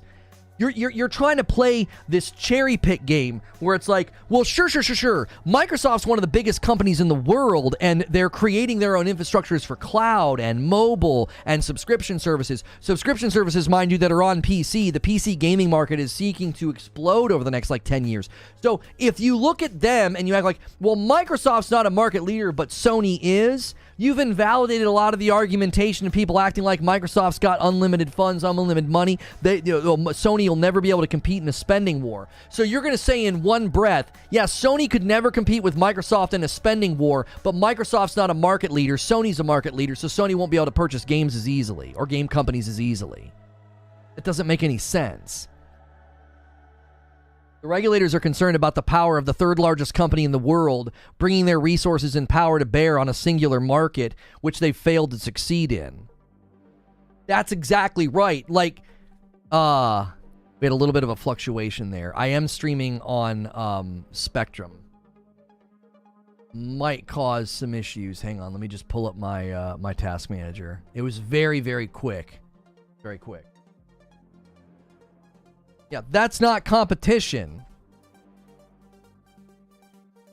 The people that keep defending this as competition, that's not competition. Companies that are like, oh, I failed to compete here. Okay, here's a great example. So we've all watched Amazon attempt to launch games, right? They had a game called Crucible, failed. Then they launched New World. New World's getting there, and then they published Lost Ark in the Western market, and then they have other plans to bring things like Throne and Liberty to the Western market, okay? Now, if in 5 years Amazon says, we've failed to enter this market, we just haven't been able to, and Amazon proposed to buy a portion of the gaming market the size of Activision Blizzard, I think it would be totally fair for everybody to say, yo, what? No, we don't want you to be able to do that. That's not competition. That's you trying to make up for your failures with just brute force spending, okay? It would be like you failing at business and then your dad bails you out, buys the company, liquidates it for its assets, and then you're like, look at how much money I made. It'd be like, well, no, you got bailed out with deep pockets. So looking at this situation, the reason we're talking about Sony and being like, yeah, man, I don't want this to turn into a buying war. I don't want Sony buying Take-Two. I don't want Sony buying up all these companies because I don't think that would be good for any of us.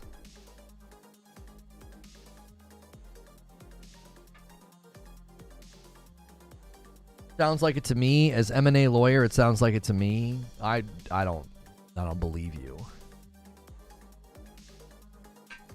Are you conflating innovation and competition? I mean, you could technically call it competition, but the reason that the regulators are getting involved is because it could be literally anti-competitive.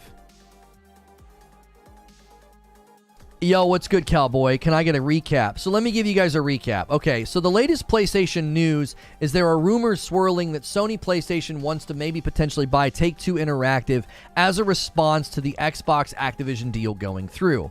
I had my own theories about potentially seeing Ubisoft getting purchased by Sony as well as Square Enix, because I think if PlayStation wants to put in a 10-year plan to compete with Call of Duty, since Microsoft had to make concessions about Activision titles being on rival consoles for 10 years, that could be a potential countdown for Sony needing to have sort of their own endemic shooter, okay? So in my mind, you would need to build an FPS MMO to rival Call of Duty, and it would take a very, very long time. I believe it would need to be a new IP. But if you got the experts from Massive, if you got Yoshi P and the people who worked on Final Fantasy XIV, I believe you could make an MMO first-person shooter to rival Call of Duty, because I don't think you can just make another arena shooter or another battle royale. I don't think that would work. I also don't think you could use existing property. People were throwing out SOCOM, people were throwing out Killzone, and I was like, no, I don't think so. And so now we're on the discussion of, if we're about to enter into a buying war in the gaming space, that will be a reverberation from the Activision Blizzard deal.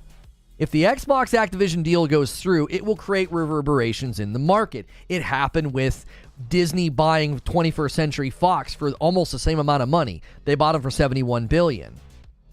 And anybody who looks at the way that streaming services for movie and TV shows are getting siloed up, that's not going to be good for you in about 5 years when all these companies start raising their prices.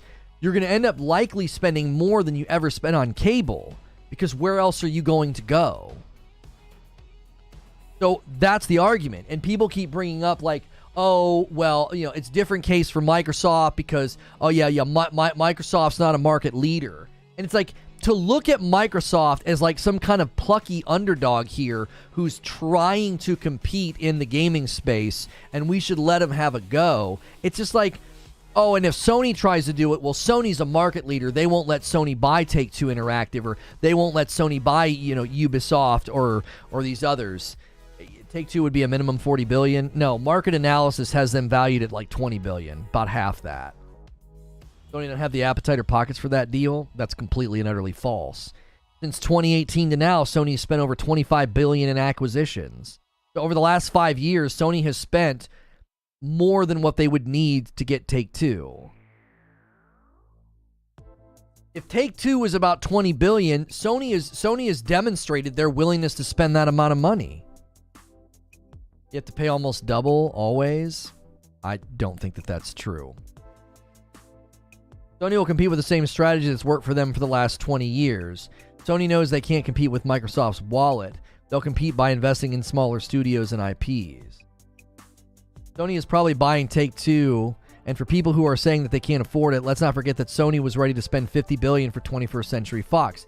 That's right, like, no, Sony doesn't have the money for that. Sony literally bid $50 billion for 21st Century Fox. Like, Sony has the money to bid in a spending war. They do. It's not like, certainly they don't have as much money as Microsoft, but they do have money to spend. They were trying to shell out $50 billion for 21st Century Fox. I don't know about y'all, but if Sony bought Take-Two and put it on their PlayStation Plus service, yes, please. That's called high-level companies competing. No, it's not. It's called consolidation and siloing. That's not competing at all. That's the opposite of competing. Some people, you guys use that term so loosely. That's competition, baby. That's competing. What? No. I love how everybody keeps saying, like, Sony could make a rival to Call of Duty. That would be them trying to compete. Why don't you tell Microsoft to do that? They have more money than Sony. They don't make up the larger portion of the Call of Duty of purchases. Whatever, man. What a brilliant comeback. They don't.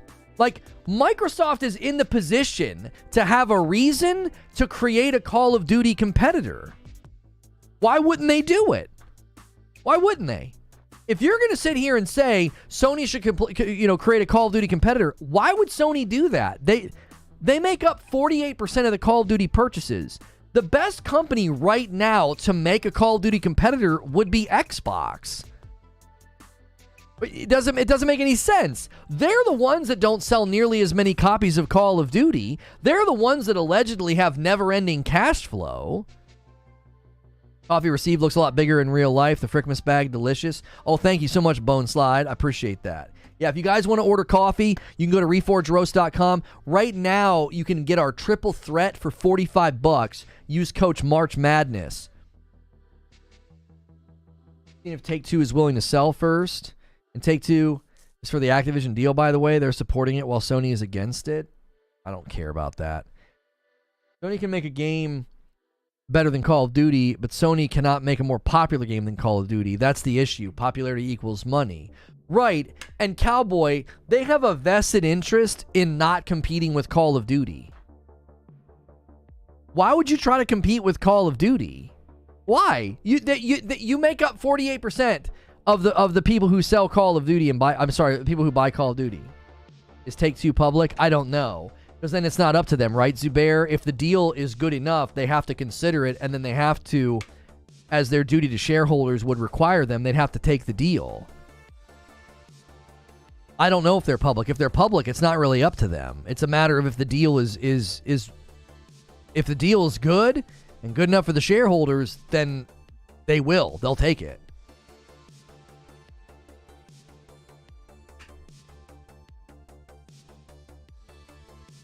Looks like EU's letting the deal go through. I think the deal goes through with the 10-year concession. I think the 10-year concession is what won Microsoft the deal. I think as long as Microsoft makes that 10-year concession to the UK and the FTC, which is what they've said to the EU, Activision titles will remain on rival consoles for 10 years, it'll go through.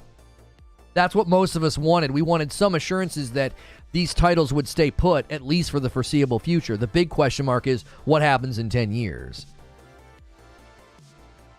Ghostface with a $5 tip through Super Chat. Making a new game will be cheaper than to acquire Activision, which proves the point that making another COD is easier said than done. That's exactly right.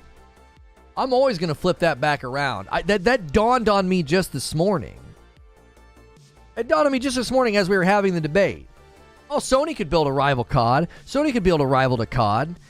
Microsoft's the one that would have an invested interest in making a rival to COD because they don't sell as many copies of COD and they have enough money to buy Activision Blizzard. Do you want to know why Microsoft's not doing it?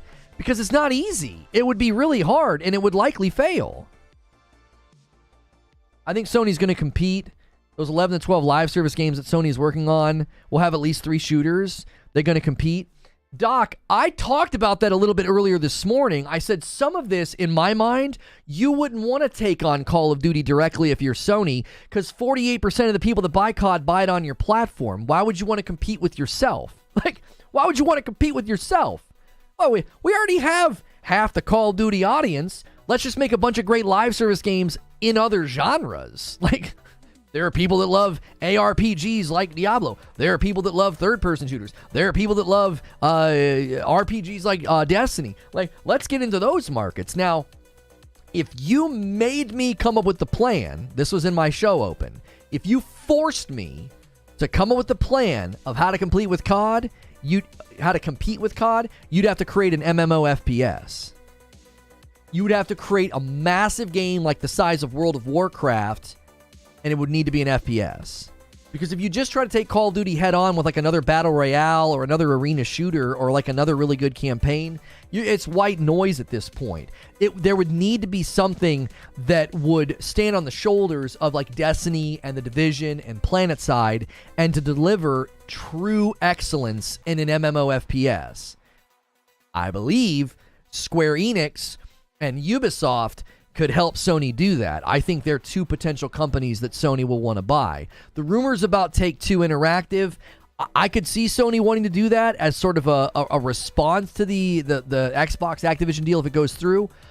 But I also think that's bad for all of us. I don't think we want to consolidate the market to this degree. I don't think that's good for us. It happened with movies and TV shows. Like Disney buys 21st Century Fox. All these companies are getting gobbled up. And now we're going to end up over the next 5 years probably spending more money for our TV shows and movies than we did traditionally. And the gaming companies could do the same dadgum thing. Sony might need to compete with it. It's crazy times right now. Wish Stadia was still here. I don't. I don't wish Stadia was still here. Call of Duty requires 11 studios. Yeah, like the financial weight and burden to maintain, create, sustain, distribute Call of Duty is practically insurmountable. And then the money that they bring in is insane. I don't think you could commercially rival Call of Duty, and it would have to take... I feel like they'd have to spend the next 10 years building an FPS MMO. It'd need to have a subscription model, good microtransactions, and then after it launches, you'd probably need 10 years to even catch Call of Duty commercially, and I think that's a fool's errand. I just think that's a waste of time. Fortnite competes, quality can beat quantity. Fortnite is a matchbook compared to what Call of Duty generates. Fortnite's nothing. Like, Call of Duty's annual revenue compared to Fortnite? No. Fortnite competes in the Battle Royale space for player funnel. Sure. But no. No. Call of Duty generates so much money. It's unbelievable. Where do you get all your shirts from? They're crisp. I want some comic shirts. This one comes most of the time. I would say about 90% of the time. I'm wearing a shirt from 80s Tees. Yeah, this one's nice. You got Omega Red and Wolverine like fighting. They have this one over at 80s Tees in the Marvel collection. They have a Marvel collection, Star Wars. They got 80s video games, cartoons. They have a really, really good comic book section, a really good Marvel collection. You can use my code over there, get 30% off. It's a nice discount. Their shirts are not cheap. I'll tell you that right now.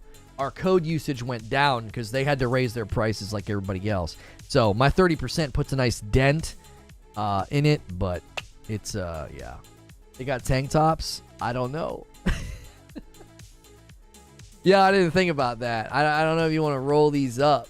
You know, you might have to cut it. I think they sell tank tops, but I don't know if they primarily sell tank tops. Oh, man. ABK wasn't for sale, and yet Microsoft is buying them. Sony can easily buy Take-Two. Reminder that Sony was trying to buy 20th Century Fox for $50 billion in 2016. They're high-quality shirts. Yeah, they're all high-quality, officially licensed shirts. So, like, you're paying top-shelf price because I think you're getting top-shelf product. Agree, says Hilly. You would need an MMO FPS, but you would also need be up and running for 3 to 5 years with a strong player base. I think this would also need 2 years to market it. Oh, for sure. Yeah, Hilly, it's so many ifs, right?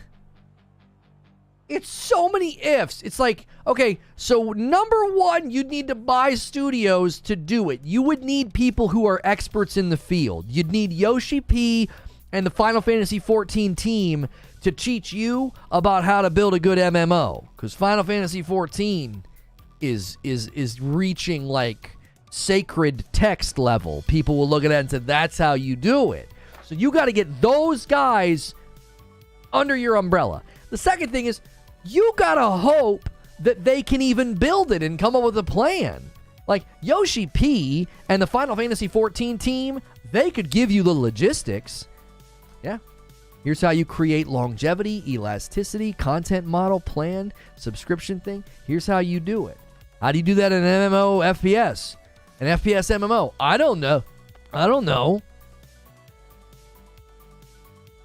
It's easy. Just build the biggest game on the market. That's what I'm saying. Like, that's a lot of ifs. That's a lot of money. That's a lot of investment. And if it goes wrong, if it goes south, Yoshi P would rebirth the MMO FPS genre into something far better and beyond Call of Duty, in my opinion. Fortnite generated $5.8 billion in 2021. COD generated $3.45 billion in 2021. That's just 1 year.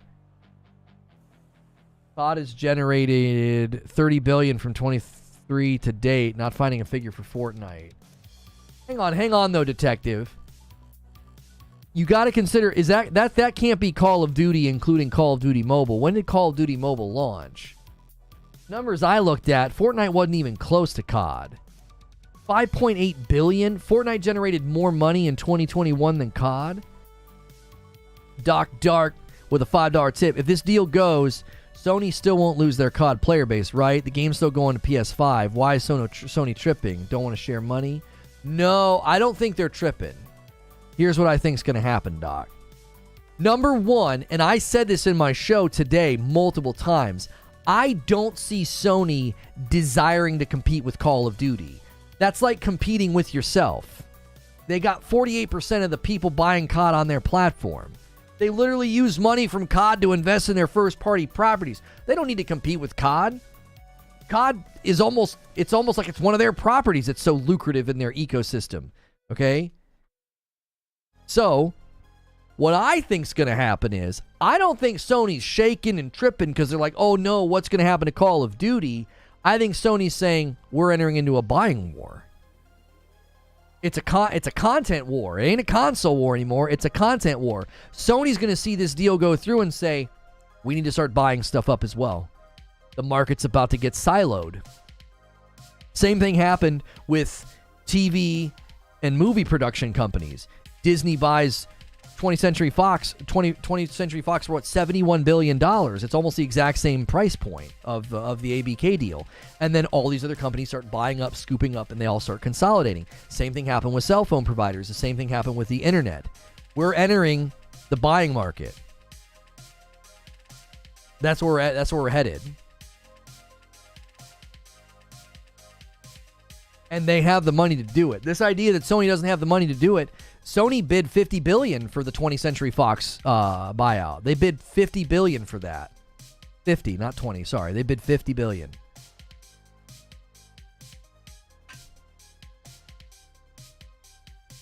Trust what Lono is saying. We do not want Microsoft or Sony gobbling up all these studios. For example, in Canada, two telecom companies own about 80% of the phone and internet market, and the prices are sky high. Detective says, I think COD 2021 was lower because of Vanguard and not as good compared to the other years, but that 2021 figures game sales, mobile, and Warzone profits according to their article. If Fortnite is consistently competing, gotta head out, be safe, chat. All right, Doc. If Fortnite is consistently competing with Call of Duty, then I'd be impressed, because when Call of Duty Mobile hit the market, it surpassed all Call of Duty monetization property. Just mobile passed it in like a month. How much does Call of Duty make annually now would be the question. How much does Call of Duty make annually? Approximately 30 million in December. Oh, that's just December. Yeah, Call of Duty earned almost $2 billion in 2022, $200 million more. Yeah, they've been on a huge upswing. Made over $30 billion in total earnings. Fortnite. How much does Fortnite make annually? I think the problem with Fortnite is Fortnite generated $5.8 billion in 2022, surpassing its previous year. Where are they now, though? I don't want to drop frames. I'm clicking on all these freaking articles. Insomniac Black with a $5 tip. Not saying they could be a rival. I'm just asking, did Fortnite ever have the numbers to rival COD? If Sony bought them, they could one day rival them? Listen, if Fortnite's rivaling Call of Duty economically, commercially, like they're actually generating as much, if not more revenue, number one, I'd be shocked. Number two, I don't necessarily think that means that you could enter the landscape right now and compete with Call of Duty. Because I feel like Fortnite is just such a different type of game. Fortnite basically entered into the Battle Royale scene and became God and became king. And so that's a different scenario entirely. 30 million in December is 3.6 billion for 12 months. That's assuming December isn't a high earning month. Maybe I misspoke. My assumption was, based on the revenue reports I saw for Call of Duty as a piece of property and Call of Duty Mobile, I thought there's no way Fortnite competes with that. I might have been wrong about that. I think COD went higher in 2022 because MW2 fared much better, but according to those numbers, I think they're at least in the same arena. Okay, if Fortnite is in the same arena as revenue generation as Call of Duty, I don't know if that leads me to believe, oh yeah, you can create a Call of Duty rival, because I don't even know if people view Fortnite as a Call of Duty rival. Do you understand what I'm saying?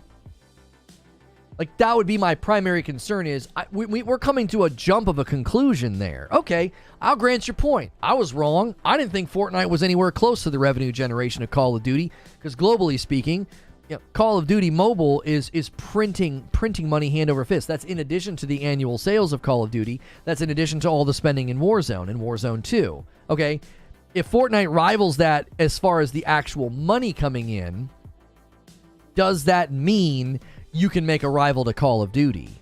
I don't know if you can say that, because I don't even know if the player bases overlap that much, because Fortnite's a very different game.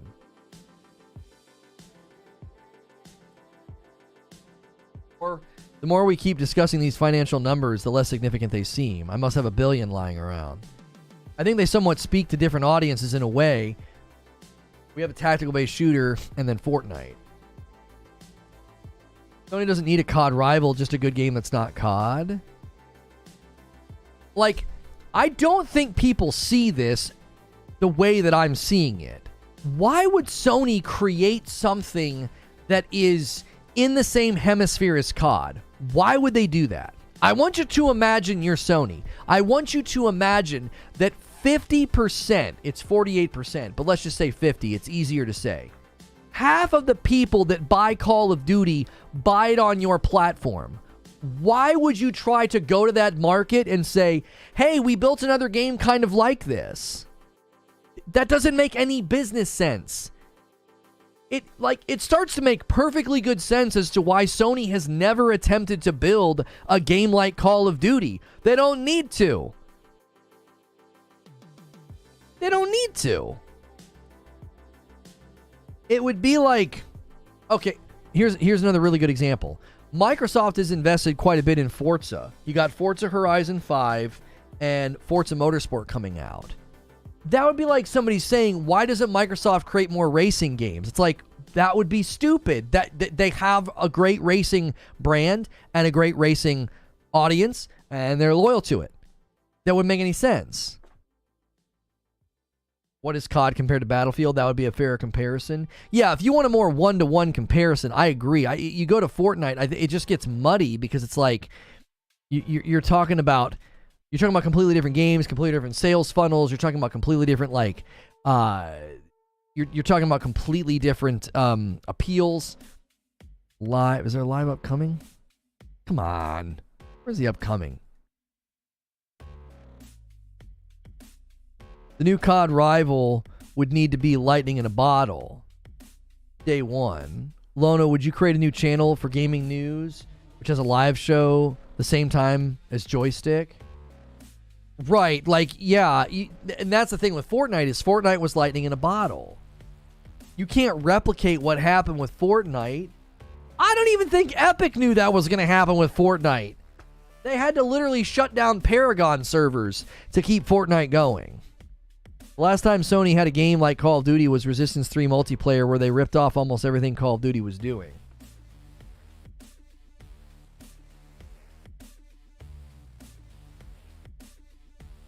Personally, in my gaming sphere group, Fortnite 100% competed with Call of Duty. Sure, it competes for attention because if you're wanting to play a battle royale, there are going to be people that find Fortnite more appealing. There's no doubt there. We're entertaining the discussion. Could Sony build a Call of Duty competitor? The question you have to ask before you ask that is, do they want to? Do they want to? They don't. I don't think they would have a desire to do that. You literally, Call of Duty is essentially like a property of Sony. How well it sells. Why would you spend money in R&D and development time developing something to compete with a piece of property that makes you so much money? We don't need to do that. Why do we need to try to siphon players off of that game? What's the point? What's the point of that?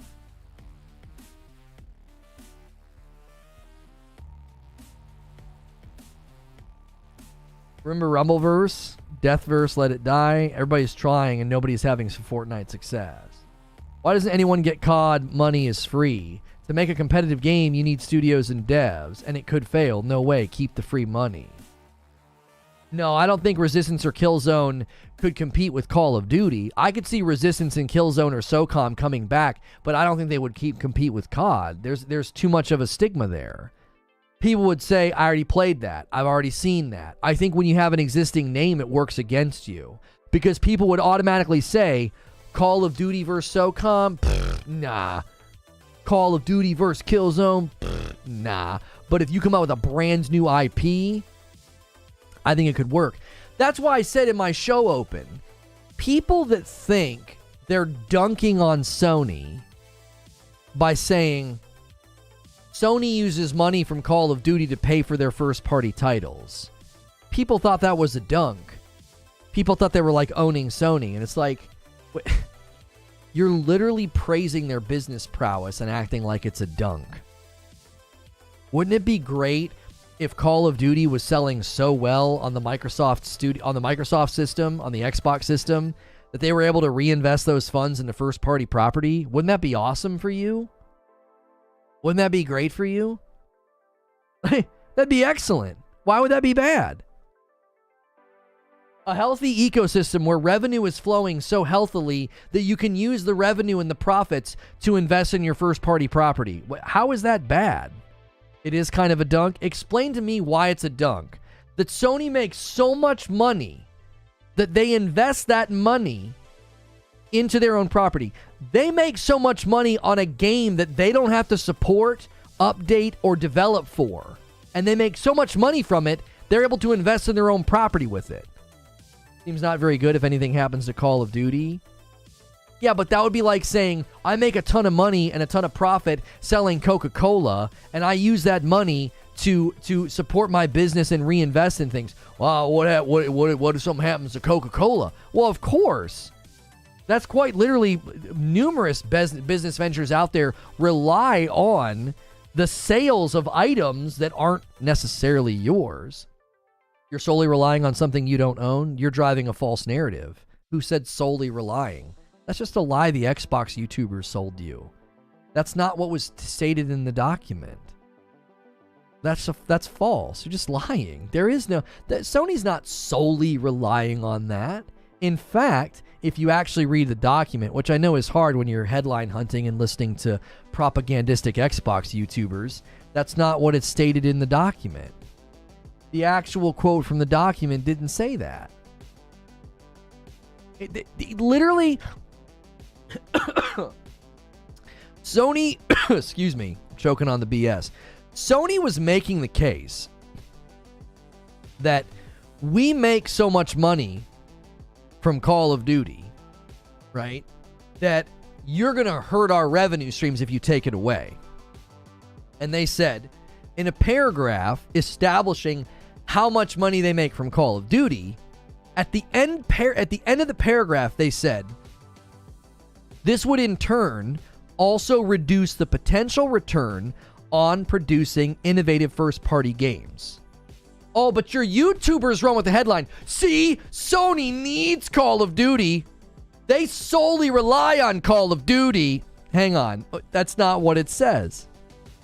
It would in turn A secondary effect this could have, something else that would happen if you suddenly rip revenue from our ecosystem, it would reduce the potential return on producing innovative first-party games, thereby diminishing SIE's ability and incentive to invest in new games. Translation: if you take a bunch of money from us, we're gonna have to respond. We'll have to mitigate risk. We'll have to downsize. What do you mean? Like, you're like, yeah, look at Sony. They make so much money on Call of Duty that if we suddenly took that away from them, it would hurt their business structure. Yes, you freaking moron. That would happen to any company. If you understand basic business, you would see that's not a dunk. You're literally praising PlayStation for making tons of money, and you think it's a dunk. Can you believe that McDonald's makes millions of dollars a year on Coca-Cola, and if we suddenly ripped Coca-Cola from McDonald's, they would lose money and have to downsize and shrink? Look at McDonald's. Relying on Coca-Cola. You sound like somebody who's been propagandized.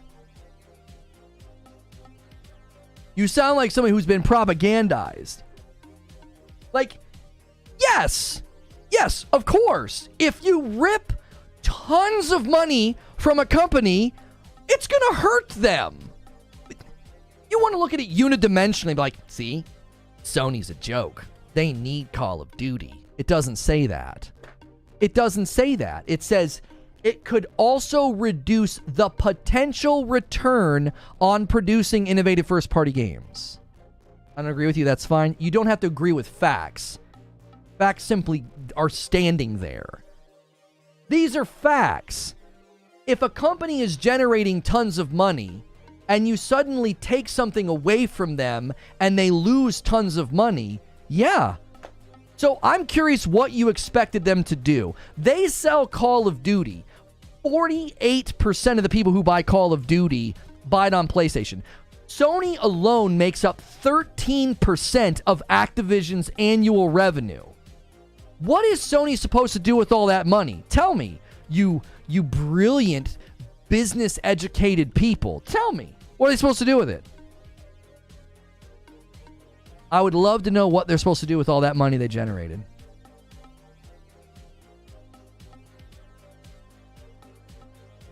I'm waiting. Go ahead, type it in my chat. I can't wait for your brilliant business strategy. We'll see what a company is supposed to do with tons of profit. They're not supposed to do anything with it. They're supposed to sit on it. Like, Sony literally takes all the money that they get from Call of Duty, okay? Some of it gets invested, I'm sure, into studios, first-party games, whatever. And they grow their properties, they grow their studios, there's more jobs. The games start to sell at an increased volume. If you look at the success of like Zero Dawn to Forbidden West, 2018 to God of War Ragnarok, you can see the growth. If you look at games like, Housemarque Studios puts out Returnal, they're investing in all these things. And you're like, yeah, but if we damaged their business, they couldn't do all of that. And you're like, that's not a dunk. You could say that about any company in existence. If we damage their business, well, they couldn't do all of that. Well, yeah, that's true of, every business in existence.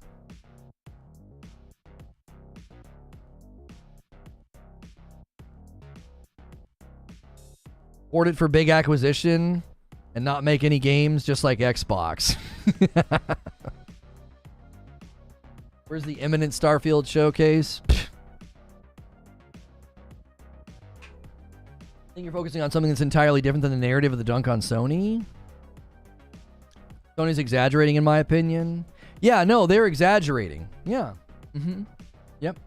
In Activision's latest SEC filing, the company disclosed that Sony PlayStation division accounted for 13% of Activision's revenue in 2022, while Microsoft was so low that it failed to even register in the report. That's from Activision.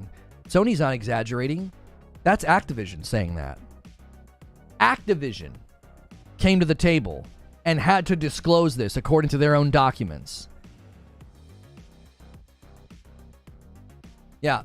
We get 13% of our revenue in 2022 came from Sony. Yeah, Microsoft was so low, it didn't even register on the report. Gee, I wonder why Sony is so worried about, if we suddenly lose all that money, it would really hurt our business. It's like I said, it's not the dunk that you think it is.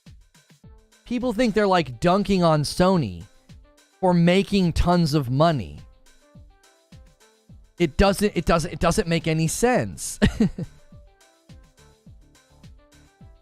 If you remove COD from PlayStation, you're taking 30% away from Sony, sure, but you're losing 70% of the revenue yourself. It makes zero sense. Call of Duty's never going to be Xbox only.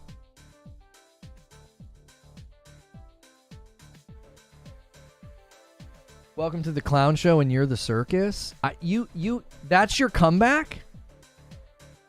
That's your comeback. So I walk all that out. I walk through the direct quote. I walk through everything, right? And that's your response. That's your response? You're done here. You don't have the respect for your own self to either make the argument or just concede you don't have one, and you want to insult me with like clown emojis. I'm sorry. People with infantile levels of intelligence, they don't last long here because you react emotionally like a little child who's had their feelings hurt and you want to take swipes at me. Well, you can take a walk. My stream's better off without you, and take your purple badge with you. That's coming from an apparent M&A lawyer. Remember, he claimed that. Yeah, claimed to be a lawyer. Yeah.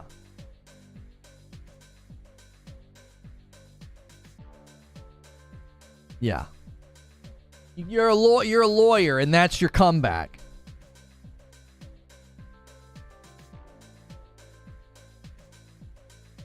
Nobody thinks that Sony is stupid for making money off of a product. I assume they are criticizing having a heavy reliance on a product that they can't guarantee stays available to them. Okay, but Slay Puffed, when you enter into a symbiotic relationship with another company, it's not foolish to basically say, we're both really benefiting from this deal. This is great. Let's use a lot of that revenue and invest it in our own property. Let's invest it in our own infrastructure. Why would you not do that? That's my point. Is like, it's funny to me that people look at Sony and think that like they're smarter than Sony. Like, that's what's so entertaining to me. It's like, you think you know more than them. Like, in one breath, it's Sony has 70% of the console market. Sony is dominating. Sony's the market leader. And then in the next breath, you're going to be like, yeah, but they're stupid and I know more than them. Why would they do that with Call of Duty? It's a contradicting narrative to talk about how they're the market leader and they're kicking the crap out of Microsoft, but apparently they're too stupid to know what you know, apparently. Like, yeah, they shouldn't have done that. They shouldn't have been counting on Call of Duty. Why wouldn't you? When you make up 48% of that game's annual sales, why would you ever think that you wouldn't be getting that game on your property? Thank you, JW, for gifting 5 memberships. Justin, Clown, Matazbo, Anthony Grant, and Slay Puffed. Yeah, let's replace all of the morons we've had to ban that have badges next to their names. Eugene says, everyone is reliant on third-party games. Thank you. You know what's funny? You want to sit here and dunk on Sony for making a ton of money from a third-party game? What's on Game Pass? What's on Game Pass but a laundry list of third-party games? Wow, it seems kind of interesting that Microsoft has created an entire ecosystem that leans heavily on third-party games, like everybody else. Everybody's ecosystem's reliant on third-party games. Are you kidding me? Sony has a different way of competing, which they rely pretty heavy on third-party deals, especially this year. Microsoft is trying to fund Game Pass with first-party as much as possible anyways. Your second sentence doesn't make any sense. How is Microsoft going to fund Game Pass with first-party? How? How do you fund Game Pass by spending money developing and buying first-party games? How? How is that funding Game Pass? Got to spend money to make money.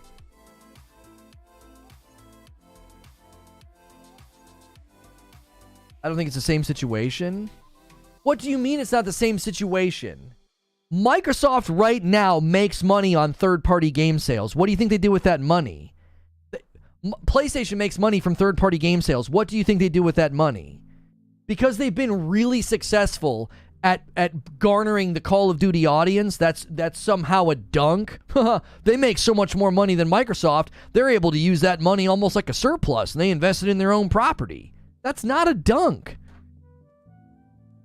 Game Pass relies on first party, though, as its driver. It's why they do day and date. Yes, but Mike, don't you see the comparison lining up now? Most of Game Pass is third party. So if Sony has tons of third-party games and offerings, and some of them do exceptionally well, and they take that money and they invest it in their first-party properties, it's not that different or far removed from Microsoft being like, yeah, Game Pass is going to get, I don't know, 4, maybe 5 first-party titles a year, day and date, and the rest of the offerings are third-party. Consoles aren't made to sell first-party games, they're made to sell third-party. First party is how you get people to buy your console to play third-party games on.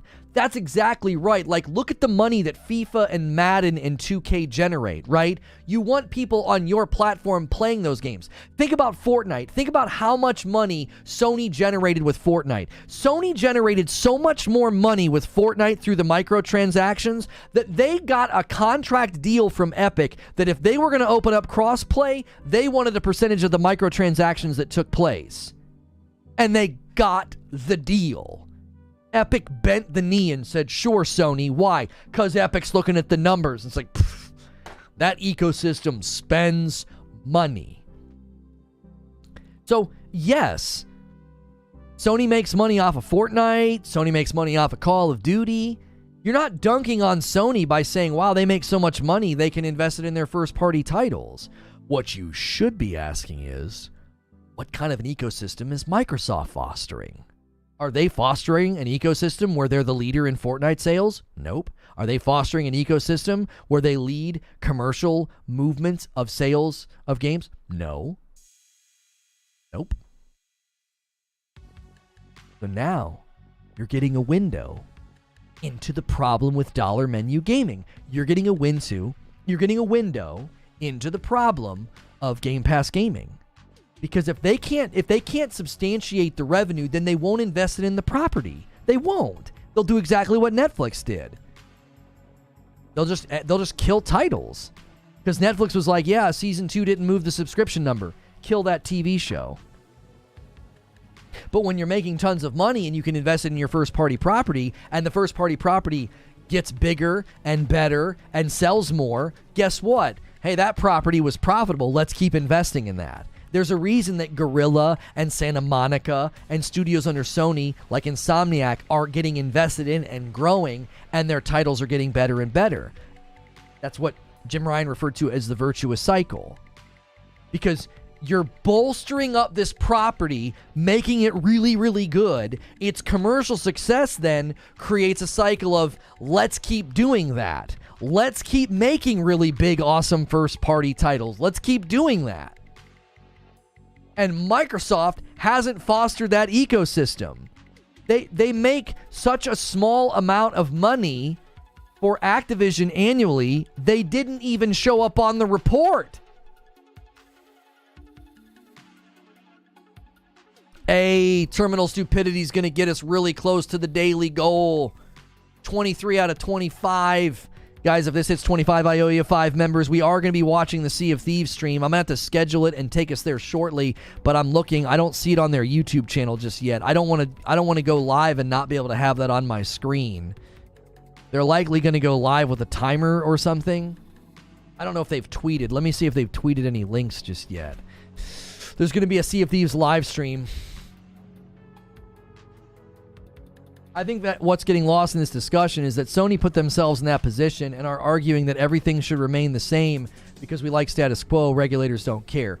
If you think that's the argument, I can't help you understand the basic economics of a company saying, If you rip this from our platform, we stand to lose money. That's anti-competitive and market restrictive. If your interpretation of that is, well, we just want things to remain the same in the status quo, you don't have enough business acumen to enter this discussion.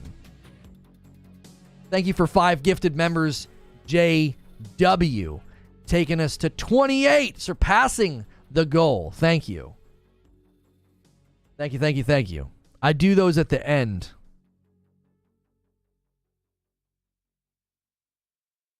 Let me see if Sea of Thieves has tweeted.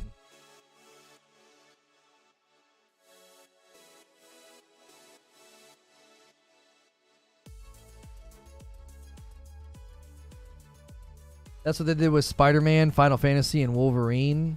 Why are you referencing those games? What are you claiming that they did with those games?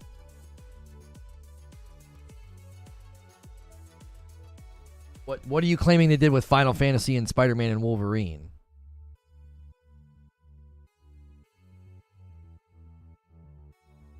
Both Microsoft and Sony tried to make COD a COD-like game with Killzone, Homefront, and Halo. A problem is you always have been platform exclusives.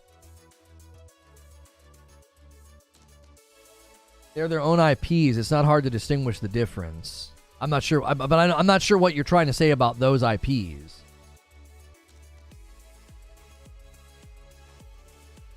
I'm not sure what you're trying to say about those specific IPs. Necro City Prologue is releasing on Steam. I'm not following that game. I don't know why I'm getting emails about it. Love both consoles for different reasons. I feel like I get more value personally out of Game Pass. It saves me a ton of money. Taking them out of Xbox, foreclosing them from direct competition to hurt competition, that's business. You're not even making any sense now. I can't even make sense of what you're trying to say. Back to work I go. Need to make money for gifting memberships and coffee. Have a good day. Yo, JW, thanks for supporting so much. You guys have got some big goals to hit this month. I mean, Sony didn't do anything with Spider-Man. Spider-Man was literally offered to Microsoft. Microsoft turned it down, and then Spider-Man went to Sony. Like, Spider-Man wasn't out there in the market, and then Sony went and bought it. Yeah, it's ours now. That's not what happened. The third-party studio games that aren't on Xbox but exclusive to Sony is fine. I have never taken an issue with first-party exclusives. I've never taken an issue with first-party exclusives. Fortnite's first-person mode is coming next season. It's going to be so fun. Like, if you want to look at Final Fantasy and act like, oh, they ripped that from Microsoft, according to Phil Spencer, Starfield wasn't taken from Sony. So according to Phil Spencer's own logic, then Final Fantasy was never taken from Microsoft. And it wasn't. I'm 100% in favor of first-party exclusivity because you get better titles. You literally have interviews right now with the guys that worked on Final Fantasy 16, and they're saying, yeah, we were able to get way more done with this. This game came to market, and it's because it's thanks to the memory of the PlayStation 5, the data transfer, and the SSD. They were able to get the game to market faster because they were building for one console. That they're not the only developer to say that. Like, if you build a game just for the Series X, it's going to come to fruition much faster. Now, again, the challenge there is they have to build it for the Series S first. You said Sony has every right to try to maintain the status quo. I'm saying regulators aren't supposed to protect the status quo. Now you're putting words in my mouth, so I'm irritated. I didn't say Sony has every right to maintain the status quo. You said that. You injected that into the argument, and I said, if you think Sony's defending the status quo by saying we would suffer revenue loss if you rip this from our property, and that's market restrictive and anti-competitive behavior, if you think that's maintaining the status quo, you don't have enough basic business acumen to have this discussion with me. No one has said that the regulators are supposed to protect the status quo. The regulators are supposed to protect the market from anti-competitive behavior, and they're supposed to protect you from anti-competitive behavior. And you know what's funny? They're doing that. Microsoft is having to make concessions to get the deal to go through. Get that through your head. If Microsoft wants the Activision deal to go through, they've had to make significant concessions. Like, I don't know, the next 10 years, all Activision titles will remain on rival consoles. Well, that's just the status quo. Seemingly, Microsoft sees that's how they get the deal to go through, and that's how the regulatory bodies are going to let the deal go through. That would be, in chess terms, a checkmate to your argument. That's a checkmate. Like, oh, you just want the status quo. You just want the status quo. Sony's defending the status quo. No, they're not. They're protecting their revenue and their interests. Sony are saying they can't compete without COD. They're obviously saying that nothing can change. They didn't say that. Again, you're interjecting something into the argument because you don't know what you're talking about. You don't.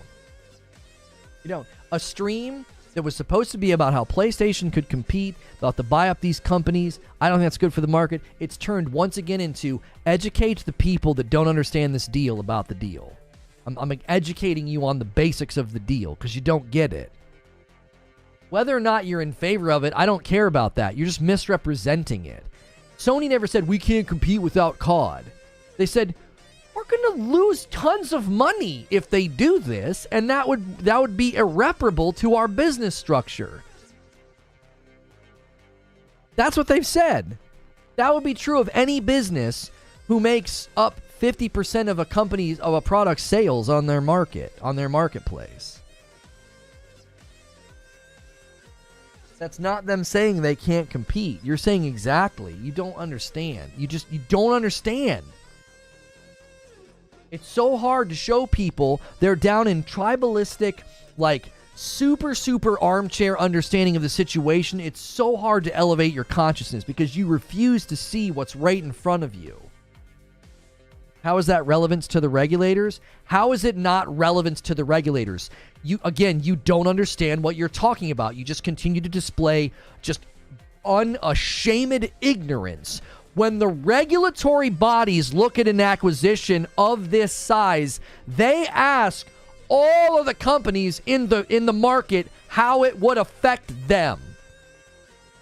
Like, Microsoft literally subpoenaed Sony, and the FTC and the regulators are bringing them to the table. How does it not have to do with them?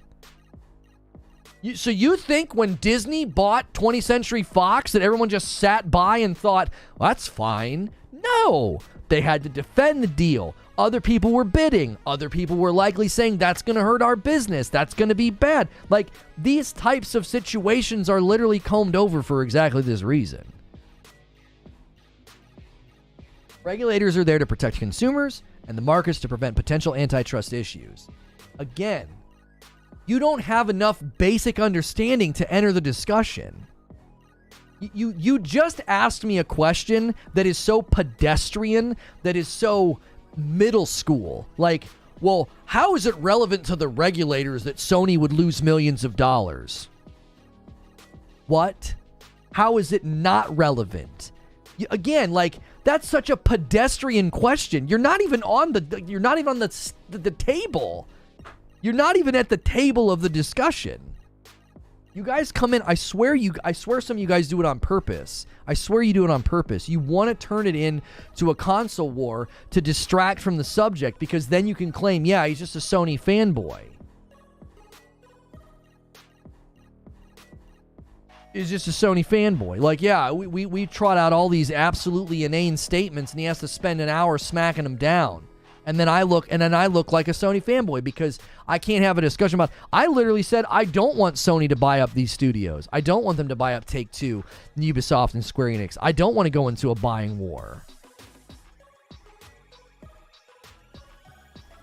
120 years of legal jurisprudence, and someone's coming at based on a 5-minute YouTube take. Why do you view the ABK deal as uncompetitive? Acquisitions have been a thing in the gaming industry for a long time. Both PlayStation and Xbox gained relevance through acquisitions. Because this is not an acquisition. This is like when Disney bought 20th Century Fox for $70 billion. This is not an acquisition. This is buying market share. An acquisition or a merger is when you buy Bethesda. or you buy Bungie. That's an acquisition. They're buying a controlling interest in the market. There's a reason this hasn't gone through squeaky clean super fast.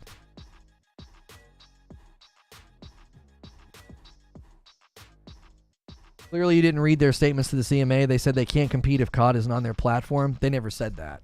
I read the CMA quote just a moment ago. They didn't say that. The words "we can't compete," that's not there.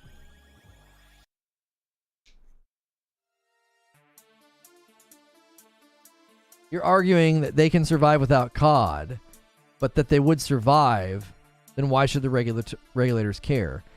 Because anti-competitive behavior that harms a business to the degree that that would harm Sony, they would have to do risk assessments and downsize. Why? Because they would be making less money. Welcome to Basic Business 101. If a company suddenly makes a ton less money, they have to make up for those losses because of a fiduciary duty to their shareholders. So if suddenly Sony is making way less money, they have less money to spend and to support their infrastructure, production, and the businesses that they own, which would therefore mean they'd have to shrink studios, lay people off, and cause irreparable harm to more than just their bottom line.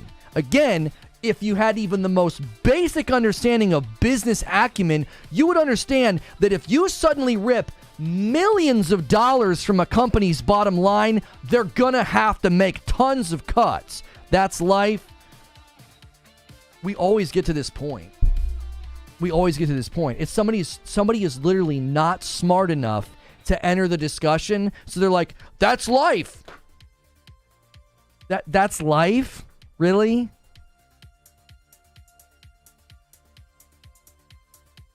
You complain about ignorant people in chat and you ignore logical discussion with reasonable chat members. That's not true. I'm ignoring the people that agree with me because that wouldn't be a very good show. Let me tell you something, Benjamin.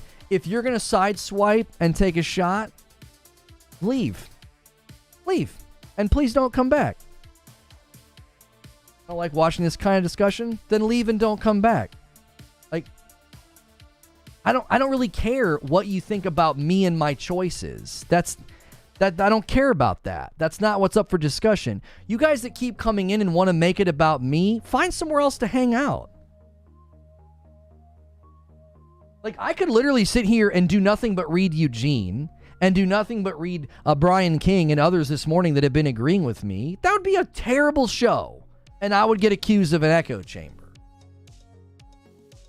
I feel like you should know what turns me off. I feel like you should know what turns me off, which is you talking right now.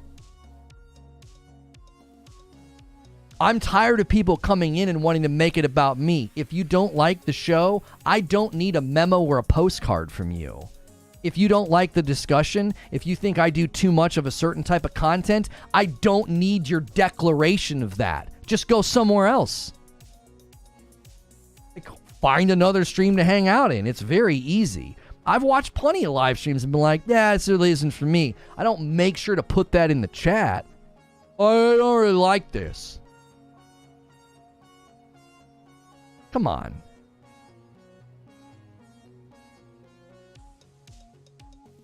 Yo, what's good, Atwood? I don't know what's going on with Sea of Thieves. The stream is not scheduled.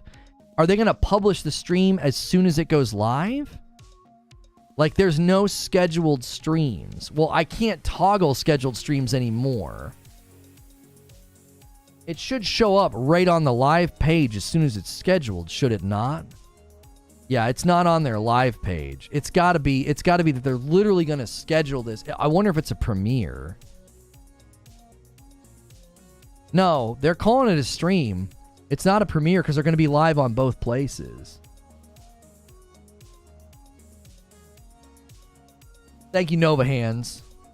I mean, I'm your audience? No, you're not.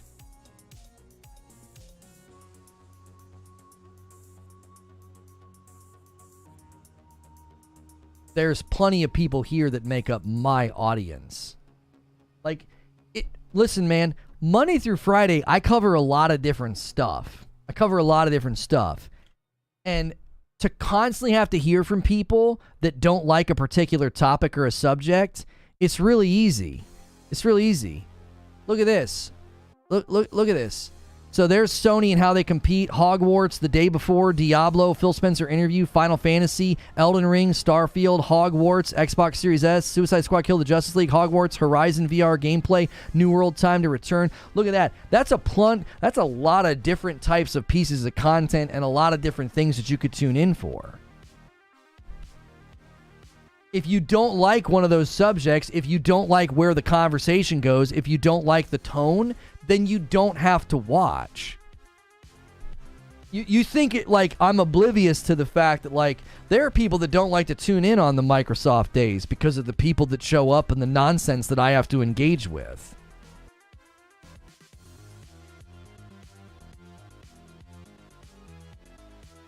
Sony doesn't own Call of Duty. If it's do or die, then that's on the ABK. That's on them. ABK are independent. If it's not, then why should the regulators care? What's the point of an acquisition if you don't hurt competition?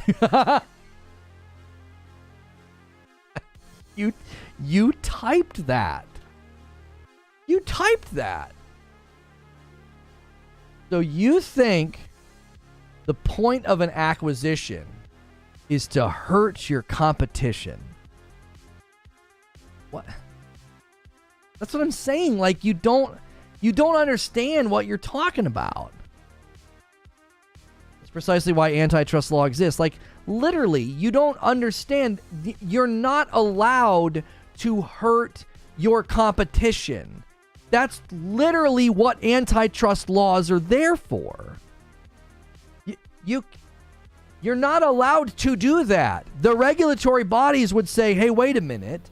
If this company, if Burger King buys up Coca-Cola and then yanks Coca-Cola from McDonald's, that would be absolutely devastating to McDonald's infrastructure. We cannot allow that.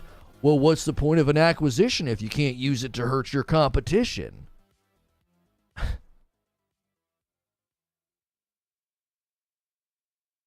Not even going to try to argue this? I'm glad you're not going to try to argue it because you can't. You quite literally can't argue that acquisitions are intended to hurt or harm competition. This is literally what these regulatory bodies exist for. They exist so that those things don't happen. It's one of the reasons why the FTC is clamping down on tech mergers, because it hasn't been very good for us.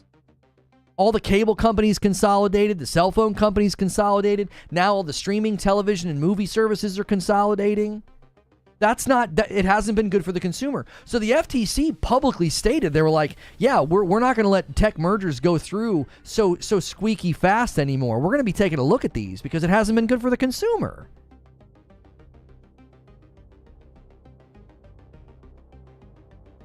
You were saying that Take-Two could be the clapback that Sony might need.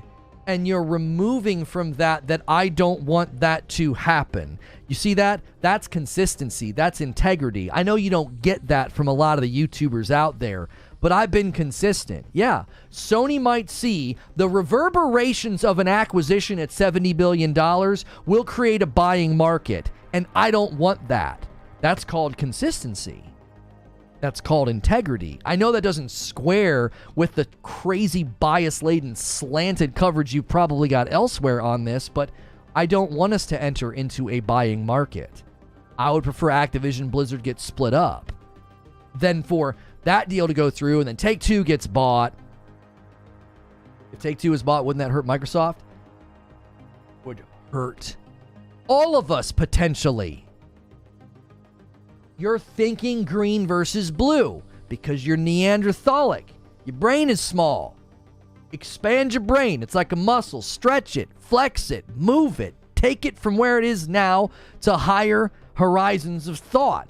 Listen to me. Listen. That's not good for any of us. You're thinking about, well, what about Microsoft? Is it going to be bad for Microsoft? Yes! It would be bad for you. If you silo up and consolidate the market, that's bad for you. But you're okay with the Activision Blizzard deal. You're okay with that because it's your team. So Wade says 100% this buying war is going to hurt the devs and us, the consumers. Right. A deal of this size will cause market reverberations. It will cause response. I was being polite, but okay. Homie, that's my point. You keep dragging the discussion down into like this super dichotomous tribalistic thing, and I'm saying, man, expand your mind. You're thinking too small about this. Expand your mind. This is bigger than, oh yeah, Microsoft's about to get a dunk on Sony. Microsoft's about to get a dunk. Microsoft's going to get a dunk. What are you even talking about? If these just went live, yeah, I'm going to schedule it. Give me a second. I got to schedule my stream now.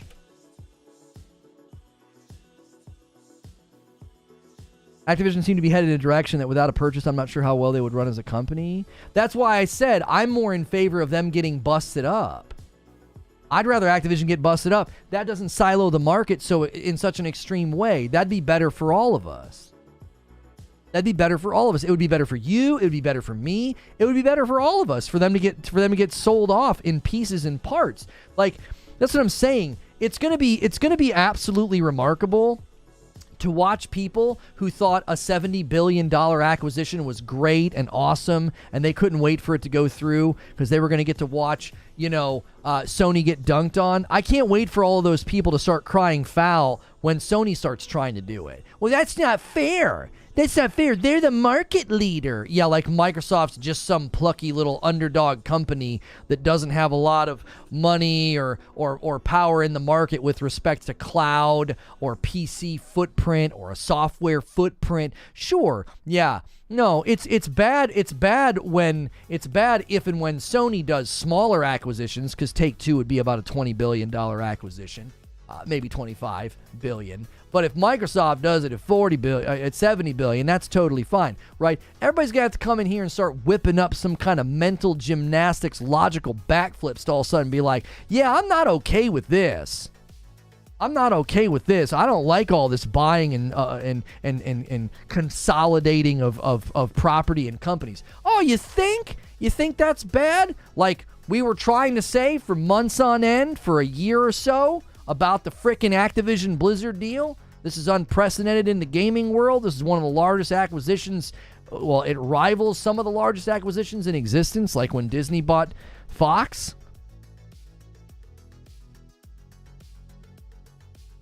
The beauty of this is I get to be consistent.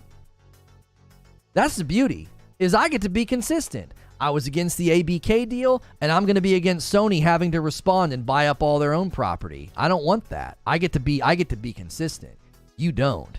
You have to be biased. You have to start to make, you have to backpedal and readjust positions and lack integrity. Like these YouTubers that are going to have to do that. I can't wait. I can't wait for all the Sony's hypocrisy thumbnails. It's going to be remarkable.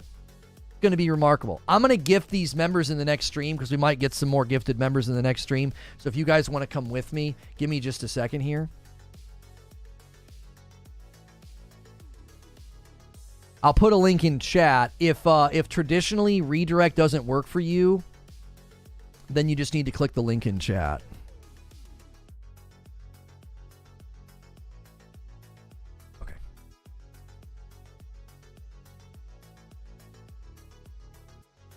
Okay, that link in chat is where we're headed. Guys, make sure when we head over this new stream, smash the dickens out of the like button. Smash it a bunch, okay? All right? Smash the like button when we get over there to this stream. You can click the link in chat or you can ride redirect. Again, if redirect doesn't work for you, then don't rely on redirect. Please click the link in chat instead.